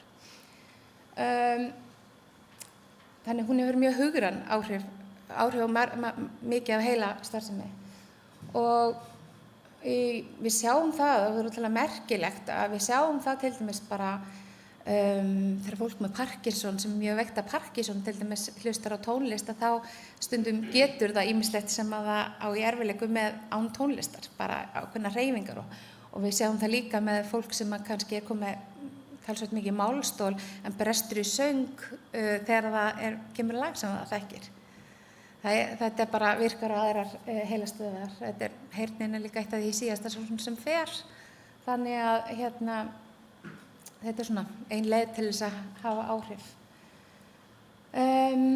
Tónlist getur haft og músíkmeðferð ótrúlega mikið félagslega áhrif á okkur. Við vitum það sem höfum sungið í kór, hvað ótrúlega sterkt að syngja eða spila í hóp, ekki bara ein heldur í hóp og það ótrúlega hollt fyrir okkur að syngja. Það maður það með alls konar rannsóknum líka. En það ennþá hollara fyrir okkur að syngja í félagskap við aðra. Og eitt af því sem oft markmið að nota tónlistana til að gera svona félagslega samverustundir þar sem að fólk getur verið saman sem að kannski á erfitt með að kannski erfiðara með að hafa samskipti á annan hátt. Það getur verið hópur og fólki með fötlun sem getur spila saman þó það sé kannski erfitt með að vera halda upp í löngum samræðum eða fólk með heilabilun sem getur verið saman í tónlistinu þó orðin séu horfin. Og við erum nú, ég og mágur minn, Geir Sigurpáll með söngstundi bæði í hjúkrunardeildinni og stundum í Breiðabliki og þá markmiðið bara ótrúlega mikið félagslegt. Bara að vera með samverustund þar sem við erum saman. Og við erum saman þar sem allir geta að vera með. Og við erum að gera eitthvað sem lætur okkur öllum líða vel. Og svo þetta bara sálfræðileg. Það sterkt tæki til þess að vinna með sálfræðileg áskorunarefni þegar við erum ekki alltaf bara föst í rökhugsuninni. Og þarna sjáum við svona dæmi markmið. Það getur bara verið að efla ýmiss konar þroska, vinna með sjálfsvitund og sjálfsmynd, þróa hæfnina til þess að tjá sig og líðan sína, virkja fólk á ýmsan hátt og sköpunarkraft og sjálfsstjórn, vinna með félagsfærni. Ég var til dæmis með verkefni þar sem ég var mikið að vinna með einhverju börnum og þá vorum við mjög mikið í hljómsveit þar sem við vorum að æfa alls konar félagslega samskiptareglur í gegnum hljómsveitarstarfið af því að það alls konar reglur sem maður þarf að gera þegar maður hljómsveit. Það sem maður spilar, maður þarf að passa við hina, maður þarf að fylgjast með hinum hvenær ætlum við að byrja og hvenær ætlum við að enda. Það alls konar hlutir sem við komum okkur saman án þess að vera föst í orðunum. Þegar einhver tekur sól og þá þurfum við að spila það sem að passa við hann en samt gefa viðkomandi plás. Það alls konar svona hlutir. Já, og bara auka lífsgæði, auka gleði líka. Og ég ákvað að fókusera aðeins að við erum stödd í dag á heilbrigðiskerfið og á Íslandi hafa verið starfandi músíkmeðferðarfræðingar á ýmsum stöðum. Á tímabili Barnaspítala Hringsins, mjög mörg ár á BUGL, geðdeildum Landspítalans, Hvítabandinu, í tengslum við krabbameinsmeðferðir, líknardeildin í Kópavogi. Ég var nú þar í loka vettvangsnáminu mínu í nokkra mánuði og á hjúkrunarheimilum. Og það hafa verið starfandi músíkmeðferðarfræðingar til dæmis á Landakoti, fleiri en einn, en í dag eru rauninni bara starfandi músíkmeðferðarfræðingur á hjúkrunarheimilum. Það er eini sem er starfandi í heilbrigðiskerfinu núna að best ég veit. Ég bætti við svona nokkrum atriðum, þetta eru engavænt heimandi listi, þetta er bara eitthvað svona sem ég mundi eftir, hvar þeir eru starfandi erlendis, bara til að gefa eitthvað svona mynd af fjölbreytninni. Það hafa verið músíkmeðferðarfræðingar í samvinnu við heilbrigðisstarfsfólk í vöknun í tengslum við aðgerðir og var markmiðið að í rauninni minnka kvíða og að sjúklingar færu rólegri og yfirvegaðri inn í aðgerðir og í vöknun þá að minnka aukaverkanir af svæfingunni og aðgerðinni með því að vakna betur eða svoleiðis.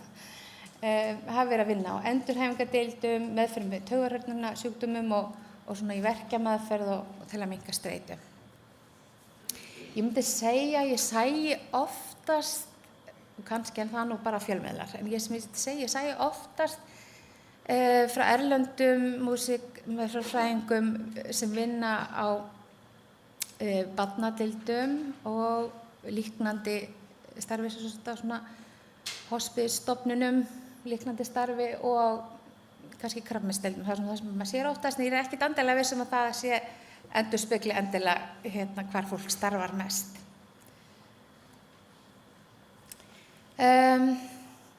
Mér langaði bara svona aðeins að því að að því við erum hér að svona eiginlega enda á því að benda ykkur á þessa skýrslu sem þið hefði kannski lesið eitthvað. Það er þetta skýrsla sem að heilbrigðisráðuneytið gaf út 2020 og það var Jón Snædal, öldrunarlæknir, sem fór fyrir þessari vinnu. Og ég tók einn kaflan út og það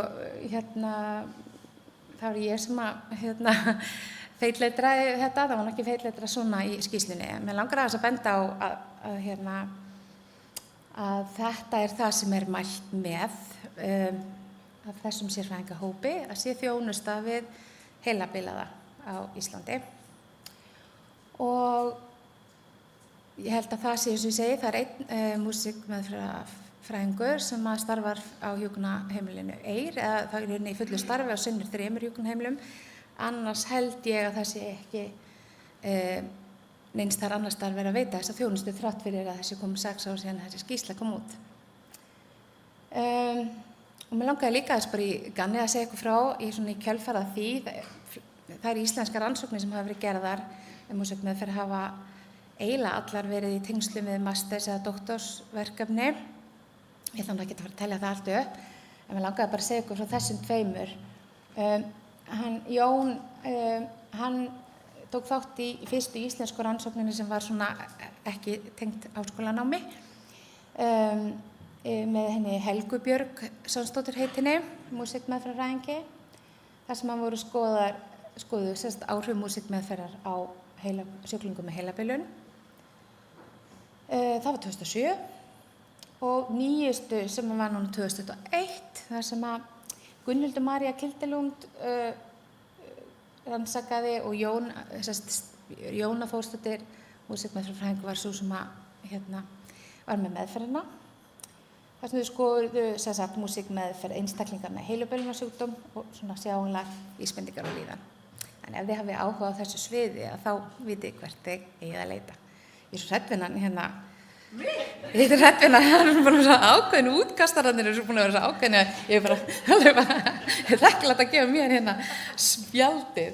En ég vona að ég sé með tíma fyrir spurningar. Já, mér langaði líka bara að benda ykkur að þið hefði áhuga á þessu, að þá erum við nú með síðu með öðrum listmeðferðum.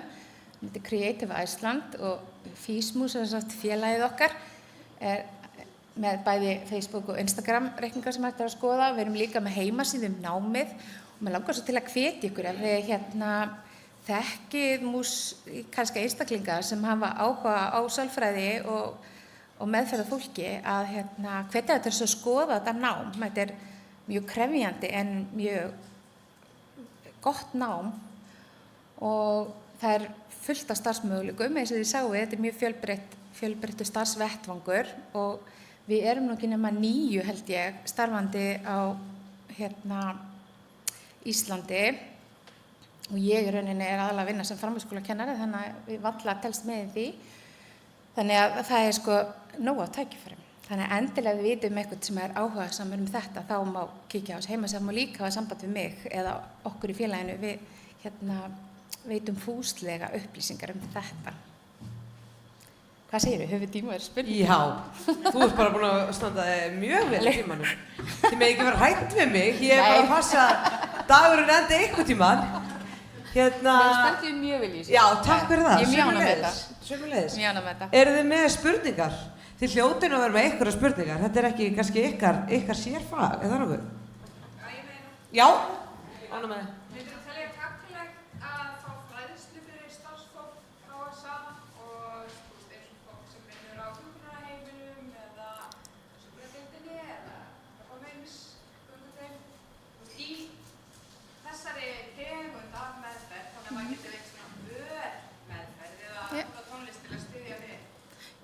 Já, það er það alveg, það er alveg hægt að leiðbeina fólki hvernig hægt að nota tónlist, en við vitum, þetta er pínu flókið, af því að við vitum það alveg að það eru ákveðnir hlutir sem að hafa ákveðin áhrif. Við vitum, púls í 60 hefur yfirleitt róandi áhrif á fólk og eitthvað sem er ómstrítt, rífur aðeins upp streitun hjá okkur, ómþýtt og svona. Það er ákveðin lögmál, en á sama tíma að höfðu þetta svo ótrúlega mikið með smekk að gera. Og þetta vil líka gera með það að maður þarf að vera svona aðeins tilbúin hvað kemur ef að koma einhverjar tilfinningar og svoleiðis. En jú, ég myndi alveg segja það og ég hef verið að hvetja verkmenntaskólana því ég rýndi námsefni sem var búið til í svona Evrópusamstarfi þar sem var akkurat svona þjálfun í þessu fyrir heilbrigðisstarfsfólk. Hvað það getur gert í sínu starfi, þannig að ég myndi segja það. Kannski eitthvað svona helgarnámskeið? Já, þetta er aðeins meira en það, en það er alveg hægt aðlaga allt. Og ég vona að verkmenntaskólinn bara bjóði upp á þetta, því þetta væri þá bara eitthvað sem væri þægilegt að taka með vinnu en klárlega, já. Þá myndi ég sko bara alltaf vita meira, en ég var ekki að meina að læra þetta þá. Já. Já. Ég er ekki alveg farin. Já.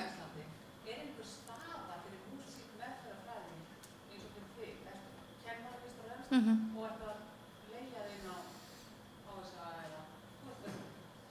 Já, frá því ég flutti austur, þá hef ég unnið í samstarfi við alls konar. Ég hef unnið í samstarfi við Krabbameinsfélagið og Virk og Starfa og Austurbrú, eða það sem Austurbrú hét undan sem ég man ekki alveg og svona, fleiri hluti. Já, bara verktakavinna. Og það er rosa hark. Mikill þvælingur og mikið hark, en fyrir orkumikinn einstakling þá getur þú rauninni kannski alveg fullt út stöðu þannig, en það er samt ekki heilt starf, það er verktakavinna.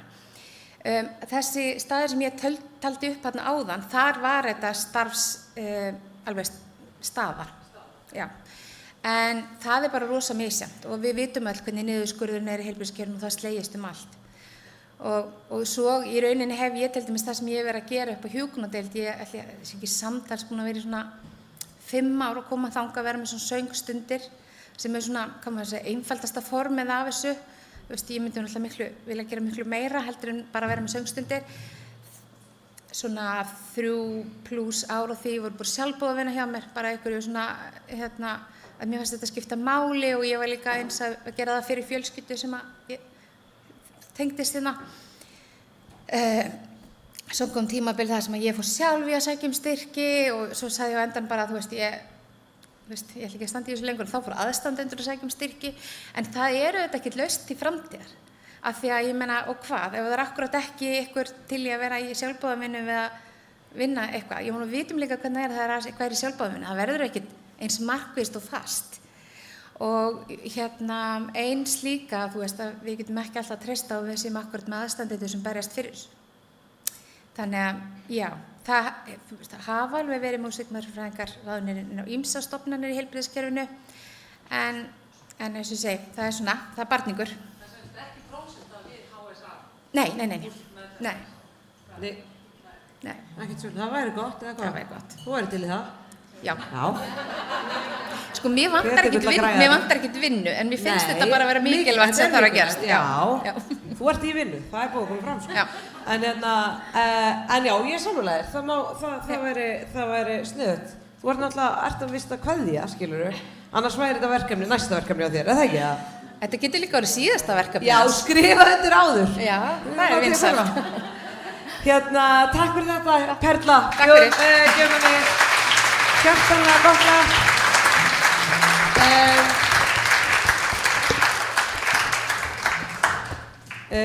Ég er að fara að kynna á svið næsta fyrirlestur sem að ber mjög skemmtilegan titill að mínu mati sem grínista. Þá væri alveg hægt að búa til brandara kyngingavanda aldraðra en ég hef ákveðið að gera það ekki og ég vil bara bjóða frekar á svið Eddu Óttarsdóttir, talmeinafræðing HSA. Gefið henni sjúklega gott klapp.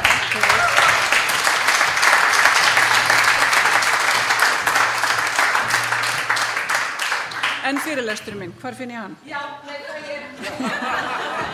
held að hann væri að tæknast eitthvað fyrir. Sjáðu, í alvegni, þetta er bara sem ákveðnir kunna, sko. Það er til dæmis ég. Þetta er ekki mitt, sjáðu, þetta er þitt, eða ekki? Takk þetta á þig. Ég er búin að gera allt rétt, sko. Það er bara security warning í gangi.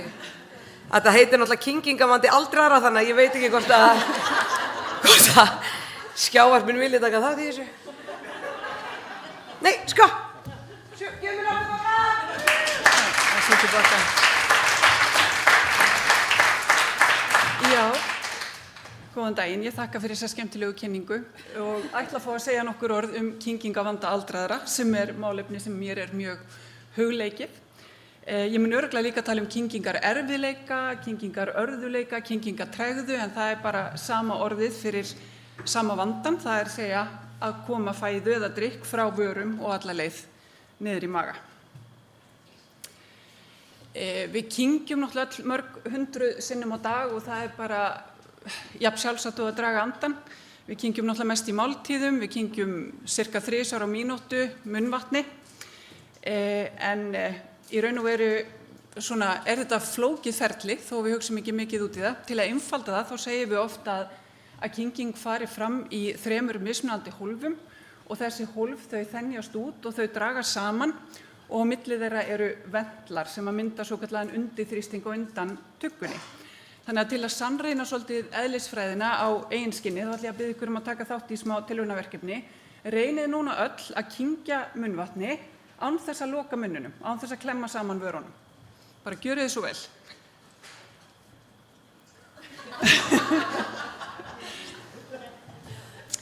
Þetta er skemmtilegt. Þarna fengu þið í raun og veru að kynnast kyngingavanda á eigin skinni þegar að fyrsti ventillinn stendur opinn, varirnar, þá strax fara vandamálin að skapast. Á munnstiginu þá hjálpast tunga, varir sem við fengum að finna, gómur, tennur, kjálki við að koma og móta fæðuna í tuggu. Þetta er sjálfrátt ferli sem að leiði síðan yfir á kokstigið og í kokinu eru 2 rör. Það er barkinn sem fer ofan í lungu og svo er það vélinda sem að fer ofan í maga. Þannig að kokið er í raun og veru bæði öndunarvegur og meltingavegur og það getur skapað ákveðin vandræði. Kokið er að sjálfsögðu fyrst og fremst öndunarvegur nema í þetta sekúndubrot þegar kyngingar viðbragðið virkjast, líka með lokar fyrir öndunarveginn og tuggunni er þrýst niður á vélindastigið. Vélindað er 25-30 cm rör, það afmarkast af efri og neðri hringvöðva og kemur fæðunni niður með bylgjuhreyfingum. Þannig að allt þetta ferli frá því að ósjálfráða viðbragðið virkjast, kyngingar viðbragðið, tekur cirka 1-10 sekúndur fyrir vökva og 2-20 sekúndur fyrir fæðu, sem fer þó eftir hvað við erum að borða og hvað við erum gömul, eins og bara ég mun koma nánar inn á síðar.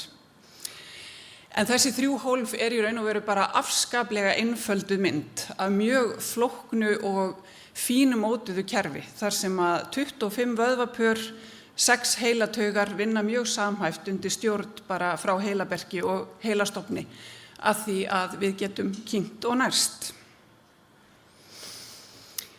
Og vandamálin þau geta komið upp á ólíkum stigum. Á kokstiginu og við tölum kyngingavanda þó að vandinn sé bara á munnstigi á fyrsta stiginu. Varir geta verið slappar eins og þið fundu fyrir, þá skapast strax vandræði ef það næst ekki að loka vörum eða ef að fæða eða vöku fyrir að leka út varirnar. Það geta verið vandamál varðandi bara lélega samhæfingu á vöðvum og slökum vöðvum. Tennur getur vantað eða tanngómar svo lausir að það næst ekki að móta tugguna. Svo það tungan. Ef hún slöpp og kraftlítil þá nær hún heldur ekki að móta fæðuna og þjappinni saman í tuggu. Hún nær heldur ekki að hreinsa leifar úr munninum sem getur skapað mikið vandræði. Og svo geta slímhúðir verið þurrar þannig að það erfitt að flytja matinn til í munninum og ef að munnvatnsframleiðsla léleg þá nánast ómögulegt að móta fæðuna í tuggu. Þannig að afleiðingarnar af þessu fyrir einstakling getur verið hreinlega að vera sífellt að missa út úr sér mat sem náttúrulega hvimleitt, að mikla restar sitji eftir í munnholi og svo framvegis. Svo þegar við komum yfir á kokstigi þá fyrir við að tala svokallað ásvelgingarhættu. Það að matur eða drykkur komist ofan í öndunarveginn. Það sem að getur gerst þar hreinlega að kyngingaviðbragðið virkist allt úr seint. Það að matur eða drykkur fara að renna á stað niður í kokið áður en að öndunarvegurinn tryggur. Stundum líka kyngingin mjög kraftlaus, það að segja að kyngingaviðbragðið það virkjast en ekki nægilega vel og viðkomandi þarf að kyngja hvað eftir annað til að koma matnum niður. Og svo erum við með allskyns glufur og hólf í kokinu þar sem að matur og restar geta setið eftir og skapað ásvelgingarhættu. Þannig að svona skýrasta afleiðingin og einkennið sífelldir hósti og reskingar meðan að fólk borðar. Röddin verður líka svona blaut og rám þannig að raddgæðin breytast. Og svo geta ýmsar aðra vísbendingar líka verið fyrir hendum ásvelgingu eins og að viðkomandi fyrir að anda mjótt og títt eða litarhaft breytist þá getur það allt verið einkenni á kyngingavanda á kokstigi. Síðan þegar komið að vélindanu þá eru oft vandi sem tengist í að hringbrjóskin opnast ekki sem skyldi eða þá hreinlega að hreyfingarnar í vélindanu, bylgjuhreyfingarnar eru ósamhæfðar og lélegar og þá líður fólki oft alltaf eins og eitthvað sitji fast fyrir í hálsinum og fylgir því mikill sársauki við að kyngja. Þannig að það sem ég ætla að sýna ykkur núna og þá ætti ég að gera svona. Sýna ykkur 2 myndir úr svona kyngingaröntgenrannsókn þar sem að annars vegar allt gengur vel á fyrri myndinni og svo munið þið taka eftir miklu vandræðum á seinni myndinni. Þannig að hér fer vökvi ofan í vélinda, ekki ofan í barka. Allt gengur hratt og vel fyrir sig á cirka 1 sekúndu. Og síðan sjáum við dæmi hið gagnstæða. Byrjar að leka niður áður en að viðbragð virkjast. Það verður ásvelging og mikla leifar sitja eftir. Þannig að þarna mjög skýrt dæmi mikinn kyngingavanda bæði á munn og kokstigi sem hvimleitt og ekki ákjósanlegt fyrir neitt. Nei, býtum nú við. Svona.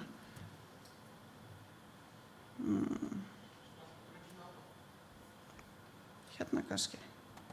Svona.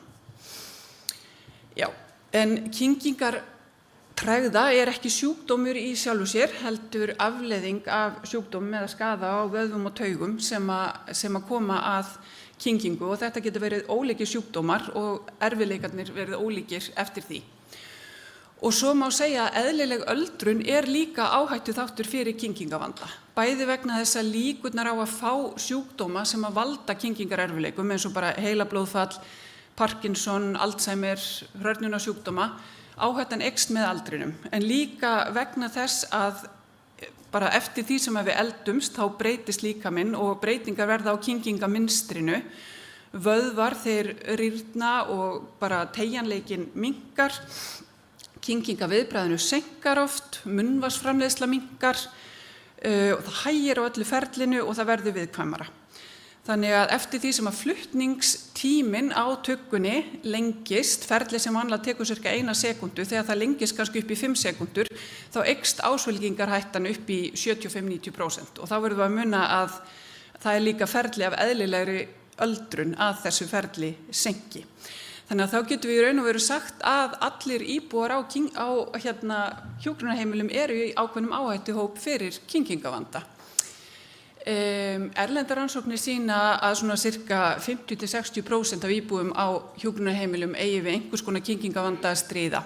Það er oft erfitt að svona bera saman svona rannsóknir vegna þess að maður veit ekki hvaða matstæki eru notuð eða hvort þetta einsleitur hópur eða ekki, og það ekki til margar íslenskar rannsóknir. Ég fann eina rannsókn frá 2016 sem var gerð á Hrafnistu í Reykjavík. Það var lítið rannsóknarþýði, 65 manns, en þar kom fram að 43% af þeim voru með kyngingavanda. Samkvæmt sjálfsmatsblaði, og það svona líka ákveðin vandi sem fylgir því að meta kyngingatreið með sjálfsmatsblaði vegna þess að mjög margir aldraðir, þeir gera mjög lítið úr þessum vanda og gera sig kannski ekki grein fyrir því að þeir séu með kyngingavanda. Þeir vanmeta það og svona kannski líka þessi breyting hefur orðið á löngum tíma. Þeir vakna ekki upp eftir eina nótt með mikinn kyngingavanda og aðlaga sig því að vandanum. Þannig að það eru margir sem svara sem svo, ég er ekki með neitt vanda ef ég bara tygg nógu vel. Eða ég bara sker matinn í nógu litla bita, eða jú, ég hósta eiginlega mikið en það allt í lagi, við borða bara út af fyrir mig. Þannig að fólk lítur á það kannski sem hlut af eðlilegri öldrun og sæki sér ekkert hjálp eða ráðgjöf við vandanum út af því. Og svo getur maður bara spurt sig, er þetta bara hlut af eðlilegri öldrun? Á eitthvað að veita sérstaklega athygli og það finnst mér tvímælalaust. Við höfum tvímælalaust að veita því athygli því að alvarlegustu afleiðingar kyngingavanda eru bara mikil vannæring og ofþornun. Fólk finnur fyrir miklu orkuleysi, það dettur frekar, það á erfiðara með að jafna sig eftir pestir, það veitir sjúkdómum minni viðnám. Í versta falli fær það endurteknar lungnasýkingar og endurteknar innlagnir og sjúkrahús, hugsanlega út af því.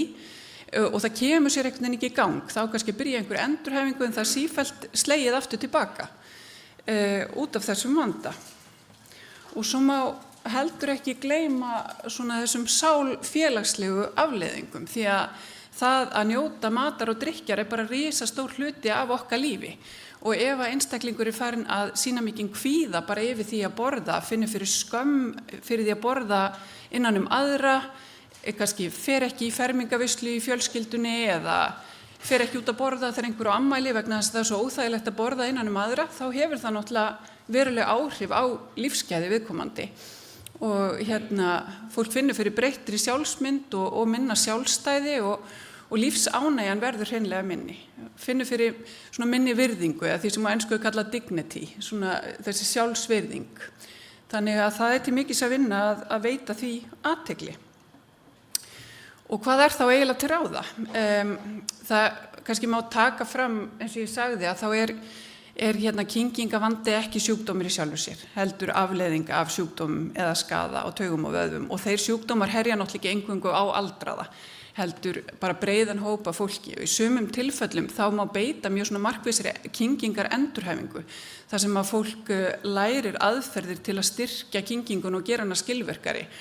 Og þeir hópar sem eru svona sérstaklega kannski vel vitsmunalegi stakk búnir til að takast á við þannig verkefni geta náð mjög góðum árangri og kannski farið frá því að nærast í gegnum sondu yfir í það bara borða nokkuð venjulegan mat á stuttum tíma. En það á náttúrulega oft ekki við í tilfelli þessara öldruðu og hrumu einstaklinga.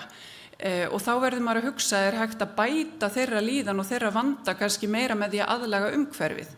Eru til dæmis eitthvað í hreinlætisvenjum, venjum í matsal eða áferða breytingu á fæði sem gæti hjálpað þeim í þessum vanda.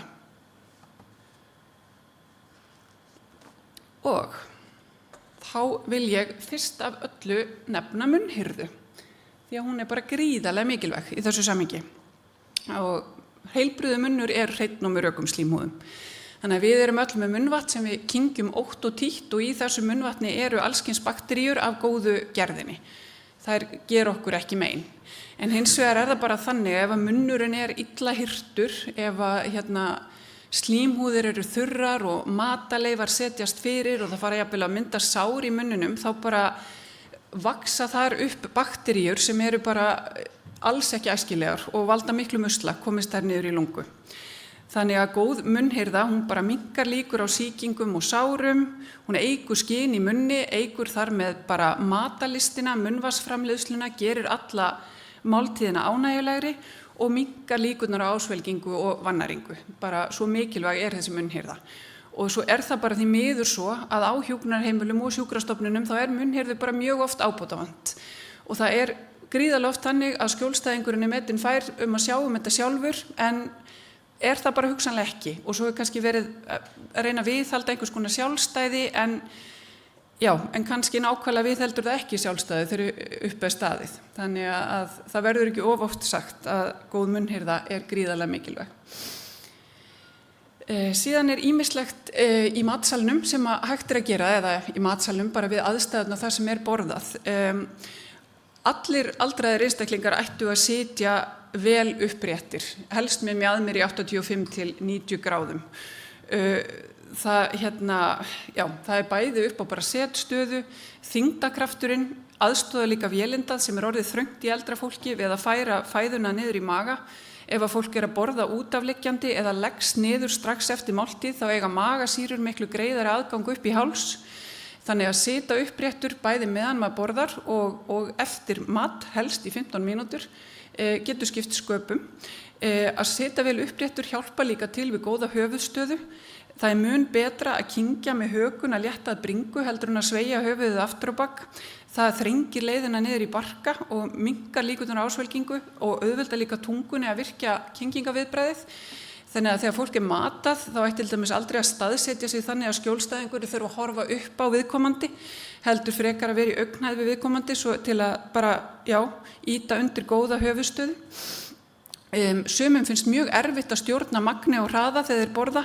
Það hefur hægst á öllu ferlinu eins og ég sagði, en hins vegar situr það kannski svolítið bara í vöðvaminninu hjá fólki að borða mjög hratt og kerfið nær ekki annað eftirspurn með bara hvimlegum afleiðingum fyrir viðkomandi. Síðan það bara vitsmunalega krefjandi verkefni fyrir marga aldraða að borða og sérstaklega til dæmis sjúklinga með heilabilun, þannig að mikið áreiti sem okkur finnst í raun og veru sjálfsagt eins og bara að hafa kveikt á útvarpi eða að það sé skvaldur og samræður í gangi eða mikið sjónrænt áreiti getur verið mjög trublandi fyrir einstakling með heilabilun sem ætla bara að borða hádegismatinn sinn. Og það sama má segja það að eiga í samskiptum. Það getur bara verið aukið ásvelgingarhættu að tala og borða samtímis eða ná ekki að einbeita sér að því að borða og koma máltíðinni niður. Þannig að til dæmis að bara góðlátlega fresta þeim samskiptum þar til eftir máltíðina getur skipt miklu máli fyrir suma. Svo verð ég aðeins að minnast á lyf því að flestir aldraðir, ef ekki bara allir, þurfa að taka lyf og stundum oft á dag og flest þessi lyf, það þarf að kyngja þeim flestum og það ýmislegt sem að getur þar svona staði í veginum. Það eru til dæmis þurrar slímhúðir sem að töflur og belgir setjast í. Kyngingin getur verið afar kraftlaus, þannig að erfitt að koma lyfjónum niður. Og svo þetta með vélinda sem orðið þröngt og bylgjurhefingarnar lélegar í vélindanu. Og náttúrulega ef að lyfin skila sér ekki alla leið niður í maga, þá skila þau ekki tilætluðum árangri. Og það sem verra að ef þau setjast fyrir einhvers staðar á leiðinni eins og í vélindanu og byrja að leysast upp þar, þá valda þau bara eins konar bruna sárum í slímhúðinni sem náttúrulega mjög óæskilegt. Þannig að til dæmis ef einstaklingur situr uppréttur eftir að hann tekur lyfin, þá hægt að minnka mjög líkur á því. Ég ætla ekki að sleppa ykkur við að sjá þessar dásamlegu myndir. Þetta af vélinda, raunverulega myndir af því þegar annars vegar belgir og hins vegar töflur byrja að leysast upp í slímhúðinni. Og þetta náttúrulega veldur ekki einungis sársauka og bólgum, heldur það líka svo hvimleitt að þegar þessi sár byrja að gróa þá mynda þau eins konar ör í vefnum, þannig að bylgjurhefingar verða enn verri fyrir vikið, þannig að vandi sem þegar slæmur, hann verður bara verri vegna þess að það í raun og veru hamlar góðum bylgjurhefingum þar eftir. Þannig að það viljum við að sjálfsögðu ekki að gerist. Svo breyting á mataráferð kannski þekktasta og algengasta aðferðin við að bæta skilvirkni og öryggi kyngingar. En það eru mjög ólíkar skilgreiningar á breyttri mataráferð á milli stofnana. Það til dæmis notaðar eina skilgreiningar á Landspítalanum og aðrar á Sjúkrahúsinu á Akureyri. alþjóðlega mikið notaður kvarði sem heitir ITSI, sem svona býr yfir hugtökum og skilgreiningum til að lýsa áferðarbreyttum matvælum, og það verið að þýða og staðla þennan kvarða á íslensku, og ég fylgist mjög spennt með þeirri vinnu því okkur vantar tilfinnanlega gott skilgreiningakerfi á matvælum sem að fókuserar á eiginleika fæðunar en ekki næringarinnihald eða geymsluþol eða eitthvað slíkt sem líka mikilvægt, og það ekki síst til þess að við séum öll bara að tala sama tungumálið sem að komum að þessum málum, því að maukað fæði getur verið eitt fyrir mér og eitthvað allt annað fyrir einhverjum öðrum, en við þurfum að tryggja það að ef einstaklingur þarf á áferðarbreyttu fæði að halda, þá fái hann nokkurn veginn það sama hvar hann inniliggjandi. Og svo það nú einu sinni svo líka að það þarf að meta það gríðarlega vel hvort að einstaklingur þurfi á áferðarbreyttu fæði að halda, vegna þess að ég efast að ef við fengjum þess á matseðil þá myndi enginn panta sér maukað fæði, svona eigin vilja, svona já, ég ætla að fá mér maukað fæði í dag. Það bara ekki þannig. Það kýs enginn að þurfa áferðarbreytt fæði og hvað þá til lengri tíma.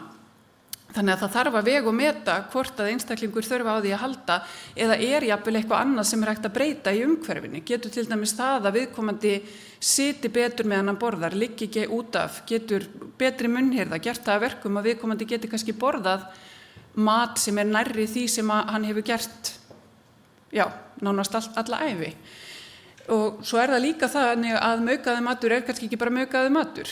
Þessi réttir væru bæðir maukað kjöt, en á myndinni sem okkur flestum finnst eflaust svona meira aðlaðandi, þá búið að móta, þetta nákvæmlega sama, þetta mauk bæði, það búið að móta fæðuna þannig hún líkist sem best upprunalegu útgáfinni, og þá getur maður bara rétt ímynda sér hvað gerir það fyrir einstakling sem listalaus, borðar lítið, litla munnvarsframleiðslu að fá maukaðan mat sem kannski ekki svo ægilega girnilegur eins og þarna kemur fram. Þannig að það ýmislegt sem á hugleiða í þessu. Það sama eiginlega að segja það að þykkja drykki. Sumir eigi miklum erfiðleikum með að kyngja alveg þunnum drykkjum. Það getur verið bæði vegna þess að þeir hafi ekki stjórn á honum á munnstigi, en líka vegna þess að hann lekur ofan í kokið áður en að kyngingja viðbragð virkjast, og þá getur verið mjög gott að þykkja drykkinn, þá hefur betri stjórn á honum í munninum. En það sem oftast gerist það að fólk drekkur miklu minna fyrir vikið, af því að fæstir vilja drekka hlaupkenndan vökva. En það getur hjálpað til, og það getur líka hjálpað til í afmarkaðan tíma, og það verður að meta það vel hverju sinni, hvort að það að beita því úrræði og hversu lengi og hvort það sé að skila árangri. Já, þannig að til að ýta enn frekar undir þessa hluti, þá höfum við stofnað kyngingar- og næringateymi HSA, þar sem við vinnum þvert á stofnunina, og þar eru fulltrúar úr eldhúsum og frá umönnun og frá hjúkrun og stjórnendum, og þar sitt ég líka, og markmið teymisins, við erum byrjuð vinnuna, svona hálfnaði verk það hafið getum maður sagt, en það samt langt í land kannski með að við komumst að svona varanlegum niðurstöðum, en markmiðin allavega samhæfa verklag varðandi áferðarbreyttan mat á milli eldhúsana, þannig að við séum nokkurn veginn öll að tala það sama og séum að bjóða okkar skjólstæðingum upp á svipað. Við viljum líka stuðla að skilvirkari samskiptum milli eldhúsana og deildana, þannig að það misfærist engin skilaboð skjólstæðinga, þeir raun og veru fáið þann mat sem þau þurfa á að halda, og eins til að geta gefið skilaboð tilbaka til eldhúsana, hvað gekk vel og hvað gekk illa.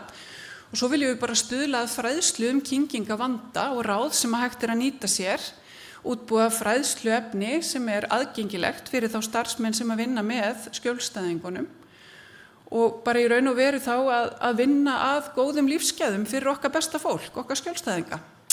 Það eru markmiðin. Og með því þakka ég fyrir mig kærlega.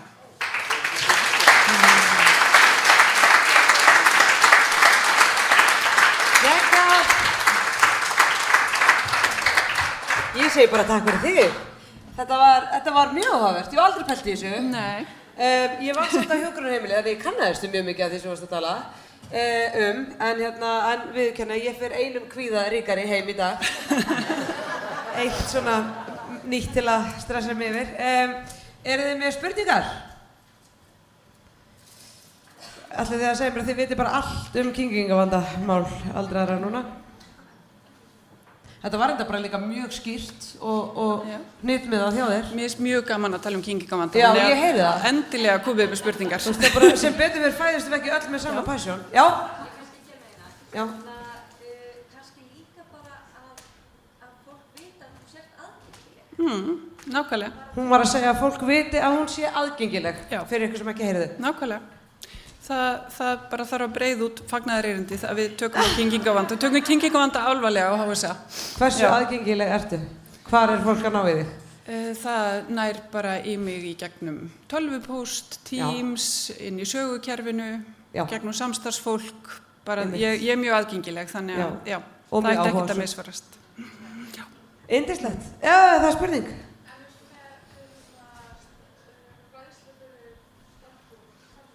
Nú heyri ég ekki hvað þú segir. Eins og með fræðslu fyrir starfsfólk bara almennt eða... Já, fræðsla fyrir starfsfólk bara svona. Það er búin að vera fræðsla einu sinni fyrir hjúkrunardeild og sjúkradeild í Neskaupstað, en það þarf bara að gera það, sé ég bara oft og títt, vegna þess að fólk er í vaktavinnu og það komast ekki allir hverju sinni, þannig að við ættum bara að gera það föstum lið. Og eins þegar við komum á fót svona einhverju aðgengilegu fræðsluefni þá verður líka kannski einfaldara að halda þessu svolítið lifandi. Þannig að það sé ekki ein fræðsla og svo svolítið svona sofnar það aftur.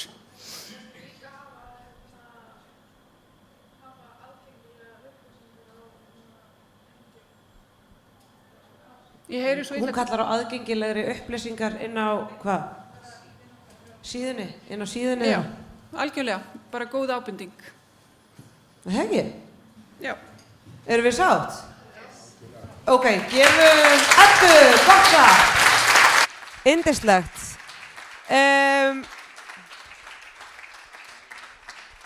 Guðjón græjar þetta líka áður en hann hættir. Er ekki listin hjá þér að lengjast? Á hlutum sem þú verður að klára skrifundir áður og lætu þau hverfa. Er það ekki? Það er búið að skrifundir þetta? Já, flott. Bara inn á síðuna með allt infóið og allt. Það er komið að síðasta fyrirlestri dagsins, af því að ég ætla ekki að kalla mitt erindi fyrirlestur. Ég gæti komið á næsta ári með fyrirlestur. Ég var sko trúður á barnaspítalanum. Já, ekki þið vera að hlæja á því. Það er mikilvægt starf. Já, ég gladdi börnin, maður þarf ekki alltaf að vera búin að læra eitthvað til að fara inn á spítal og gera smá gagg, sko.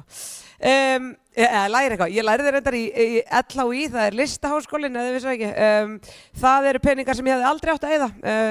Þetta er einhverjum svona 10 milljónir sem fór í það að mæta klokkan 8 á morgnana niður í bæ og leika uglu í hálftíma og þetta er á háskólastigi, þetta er það sko.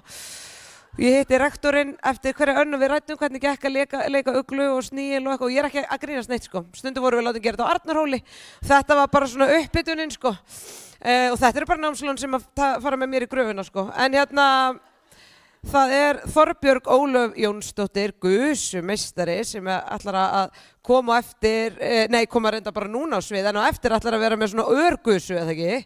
Þú segir kannski betur frá því, en hún ætlar að fjalla gusur og veliða fyrir líkama og sál. Vertu velkomin.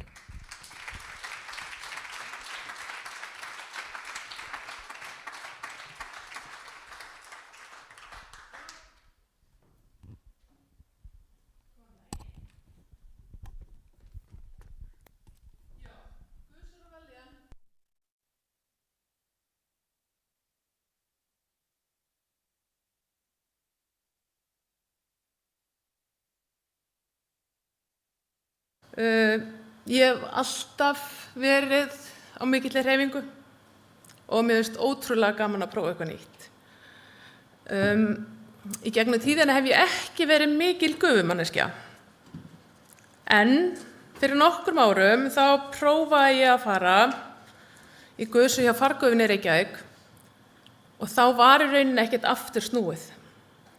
Ég fann einhvern veginn bara strax að þetta var eitthvað annað form, þetta var eitthvað alveg ótrúlega notalegt og ótrúlega gott og bara heillaði mig. Og ég hef nýtt í rauninni hverja borgarferð til þess að fara í gusu og fer reyndar núna mun meira í gufubæði í Sundlauginni. Fyrr á sumar sá ég svo auglýst gusumeistarannámskeið á Seyðisfirði og ákvað að skella mér. En ég var svo sem ekkert endilega búin að hugsa út í að hvað ég ætlaði svo að gera við þetta. Fyrsta skrefið var bara að fara á námskeiðið. Ég byrjaði svo með fasta tíma í Stefánslauginni í október og búin að vera með 3 tíma á viku núna í nær allan vetur. Aðsóknin búin að vera mjög góð og tímarnir fyllast fljótt, stundum of fljótt fyrir suma. Það virðist vera að plássin séu kannski ekki alltaf nógu mörg. En svo rétt fyrir páskana þá keypti ég mig gusutjald. Ég var heldur ekkert alveg búin að hugsa hvað ég ætlaði að gera við það. En ég stefni svona á því að vera með pop-up gusur hér í Neskaupstað og jafnvel víðar. Sjáu ekki fyrir ykkur að vera í Vöðlavík.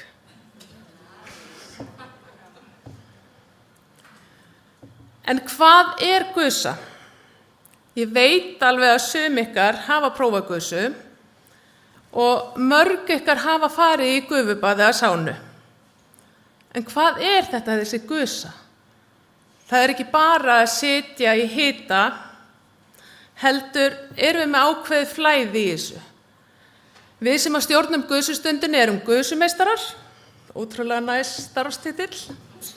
Við hellum vatni með ilmkjarnaolíum á steinana sem eru heitir og hitanum svo dreift svæðið með hangklæði eða blævang. Í hverri gusu eru 3 lotur, cirka 12 til 15 mínútur hver lota og svo kælum við á milli lota í svona 5 til 10 mínútur. Það fer eftir veðri og vindum og blaðri raunin líka svolítið. Því að gusa nefnilega líka samvera. En tónlistin líka ótrúlega mikilvægur partur af gusunni og það getur verið stundum vandasamt að velja lög. Fólk hefur mismunandi tengingar við lögin og sum lög vekja upp minningar og sum lög róar fólk og á meðan og svo sum lög bara fær fólk til að dilla sér. Ég hef samt ekki ennþá alveg upplifað að það bresti ykkur alveg í söng og bara fara að syngja hástöfum, ekki allir, það alltaf svona einn og einn. En við þurfum líka að hugsa það hvað lögin eru löng vegna þess að þetta þarf allt svona aðeins að passa innan tímaramans. Ég sé fyrir mér að það yrði svolítið erfitt til dæmis að vera með 1 15 mínútna lag. Þekki lagið Bolero. Það 15 mínútur. Stigvaxandi. Það svolítið erfitt. En svo það kælingin. Hún skiptir líka ótrúlega miklu máli. Hún hjálpar líkamannum í rauninni að jafna sig og margir upplifa kælinguna sem hressandi og nauðsynlega. Og hjá okkur fer hún fram í köldu kari en svo getur hún líka einfaldlega að fara bara fram með því að standa úti eða leggjast í snjóinn. Þegar ég með fjörugusur í tjaldinu þá náttúrulega ótrúlega næs að fara í sjóinn. Við bjóðum svo náttúrulega upp á hressingu í kælilotunum, vatn og ávexti og hnetur og steinefni og sölt. Þar hafa til dæmis margir uppgötvað hvað rautt greip gott, en sérstaklega það gott í gusunni. Borða það aldrei heima hjá sér. En fólk heldur líka stundum að þetta snúist að þola sem mestan hita. En það í rauninni ekki þannig. Fyrir mér þetta í rauninni bara, þetta upplifunin. Að vera og njóta. Jú, auðvitað hefur hitinn skiptir að máli. Það ekki gott að fara í kalda gusu, en það getur líka alveg verið erfitt að fara í mjög, mjög heita gusu. Og þetta getur bara verið mismunandi á milli gusumeistara og getur líka verið á milli sána. Rauninni vegna þess að hitinn í viðarkynntum ofni og hitinn í rafmagnsofni, hann ekkert svo sami. En þegar hitinn góður, þá í rauninni upplifum að hann sé svona að degra við mann og hálfpartinn svona tekur utan hann. Þannig að það allan svona sú tilfinning sem að ég fæ svo oft. Og stundum, ef að hitinn verður mjög hár, ótrúlegt sagt, þá getum við bara fengið gæsahúð.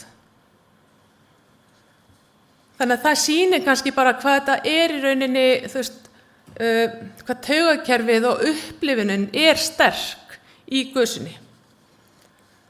Og svo þetta náttúrulega samveran og nándin. Sumu fólki finnst bara erfitt að sitja mjög þétt og mjög nálægt fólki sem það þekkir lítið. En ég hef alveg farið á staði þar sem að þú bara liggur við situr í kjöldinu á næsta manni. Það getur verið erfitt stundum. En gusan kemur raun upphaflega frá Þýskalandi. Það Aufguss, en við erum að taka hana frá Danmörku, Sánagús en Íslendingar eru svolítið að setja sinn svip á þetta. Erlendis sé ég ofta að það hefur verið að auglýsa textilfríar gusur. Það þýðir að þá erum við í hör, ull eða bómull, ekki plastsundfötum. Ég hef ekki tekið þetta upp, ekki ennþá að minnsta kosti. En ég hef minn fatnaður ullin, þannig ég bara í ull frá toppi til táar og það finnst mér bara að vera alveg geggjað, sko. En hvað gerist í gusunni? Þetta hjartsláttur hjá einum gusuiðkanda í einum gusutíma. Við sjáum að þarna eru 3 toppar.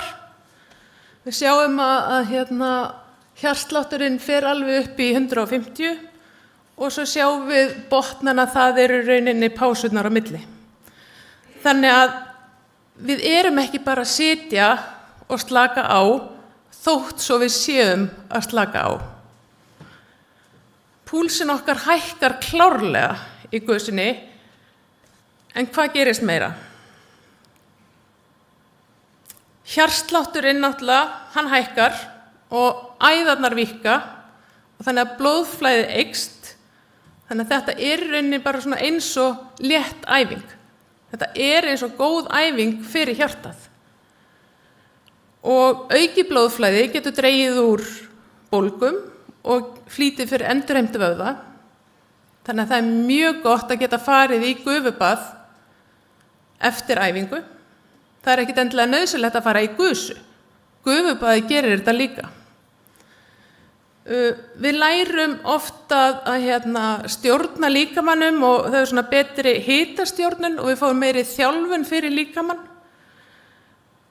Og það að losa sig við streituna getur verið ótrúlega gott. Og það getur verið mjög heillandi líka að fylgjast í rauninu með fólki, bara sitja í heitri gufunni og ná þess að góðu slökun. Stundum þarf ég að láta fólk hafa steina til þess að nudda sig og ég þarf stundum alveg bara að pikka í fólk, hérna steinninn, því það bara dottið í slökunina. Það nær einhvern veginn þessari jarðtengingu. Og vellíðun og minna stress, það ekki eitthvað sem við myndum öll, sem við viljum í rauninu öll? Finnar, þeir hafa auðvitað rannsakað gusuna, ekki gusuna, þeir eru búin að rannsaka sánuna. En það í rauninni áratugalöng hefð fyrir sánunni hjá þeim. En stóra rauninni finnska rannsóknir sýna að regluleg sána tengist betri hjartaheilsu.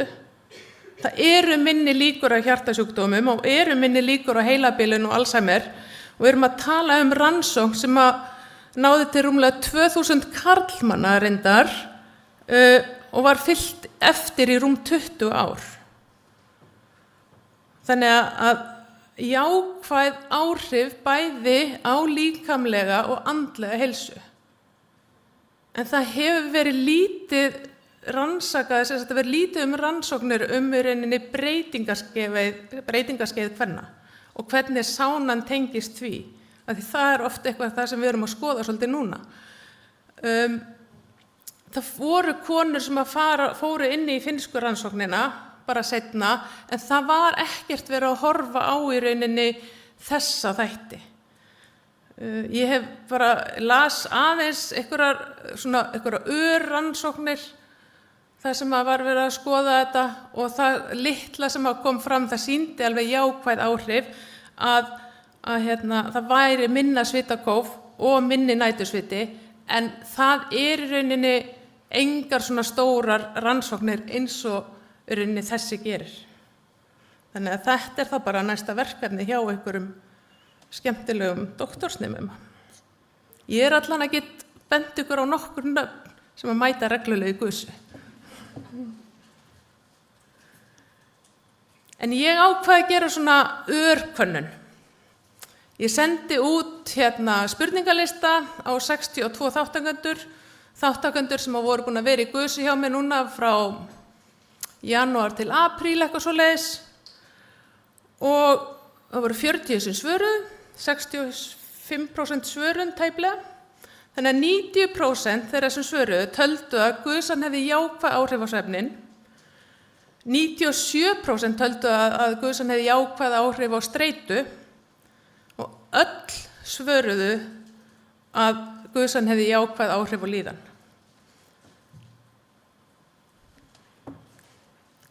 Þannig að ég myndi segja að þetta væri geggjaða niðurstöður.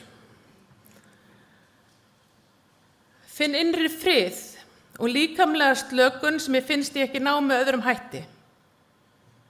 Já, mér líður alltaf vel. Gusa pínu eins og góð hugleiðsla, maður núllstillist. Þetta kannski skrítin lýsing, en þá fyrsta sem datt í hug eins og vera undir hreinum rúmfötum. Það tilfinningin sem allir þekkja. Gusa fyllir mann vellíðan.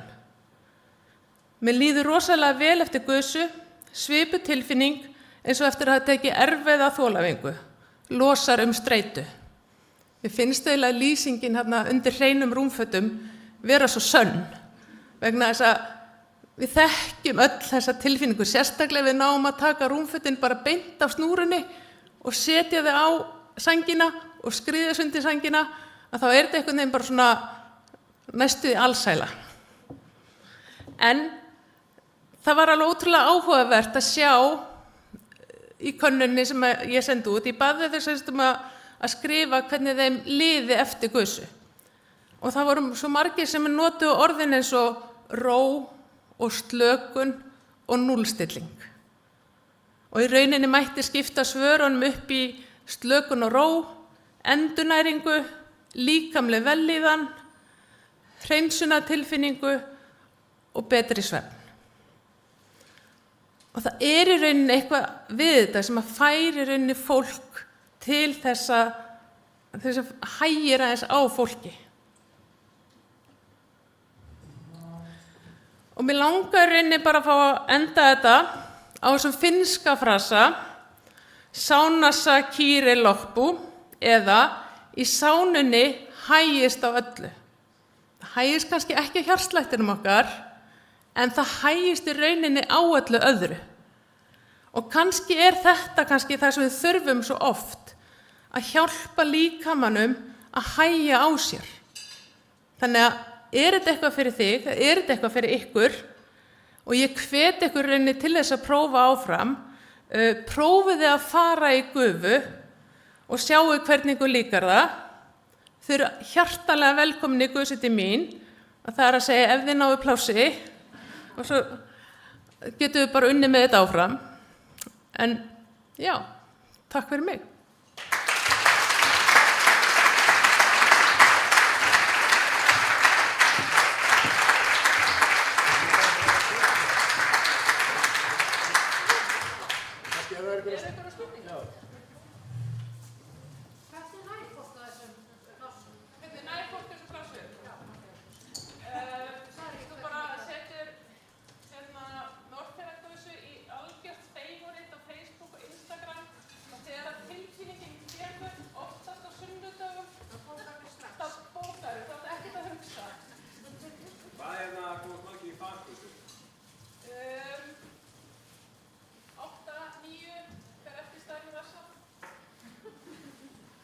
Það voru 8 þegar ég mætti. En Bobba, hún hefur gusað mig í drasl og það var algjörlega yndislegt. Ég mæla alveg með því að þið prófið að fara í gusu.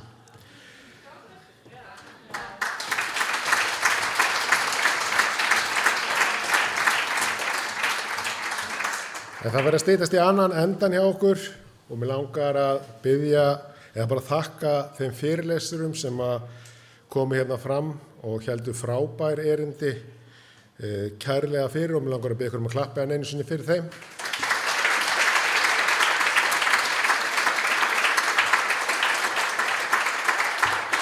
Og mér langar líka að þakka þeim innilega sem komu að því að gera þennan dag að veruleika, það er nefndinni og mér langar að biðja ykkur að klappa sérstaklega fyrir þeim.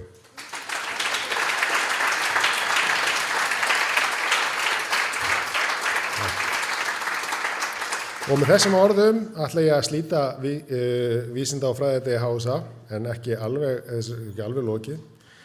Vegna þess að nefndin, hún hefur alls ekki lokið störfum hér í dag því dagskráin heldur svo sannarlega áfram. Eins og þið vitið að þá verður hægt að fara í gusu og auðvitað þurfa allir að næra sig.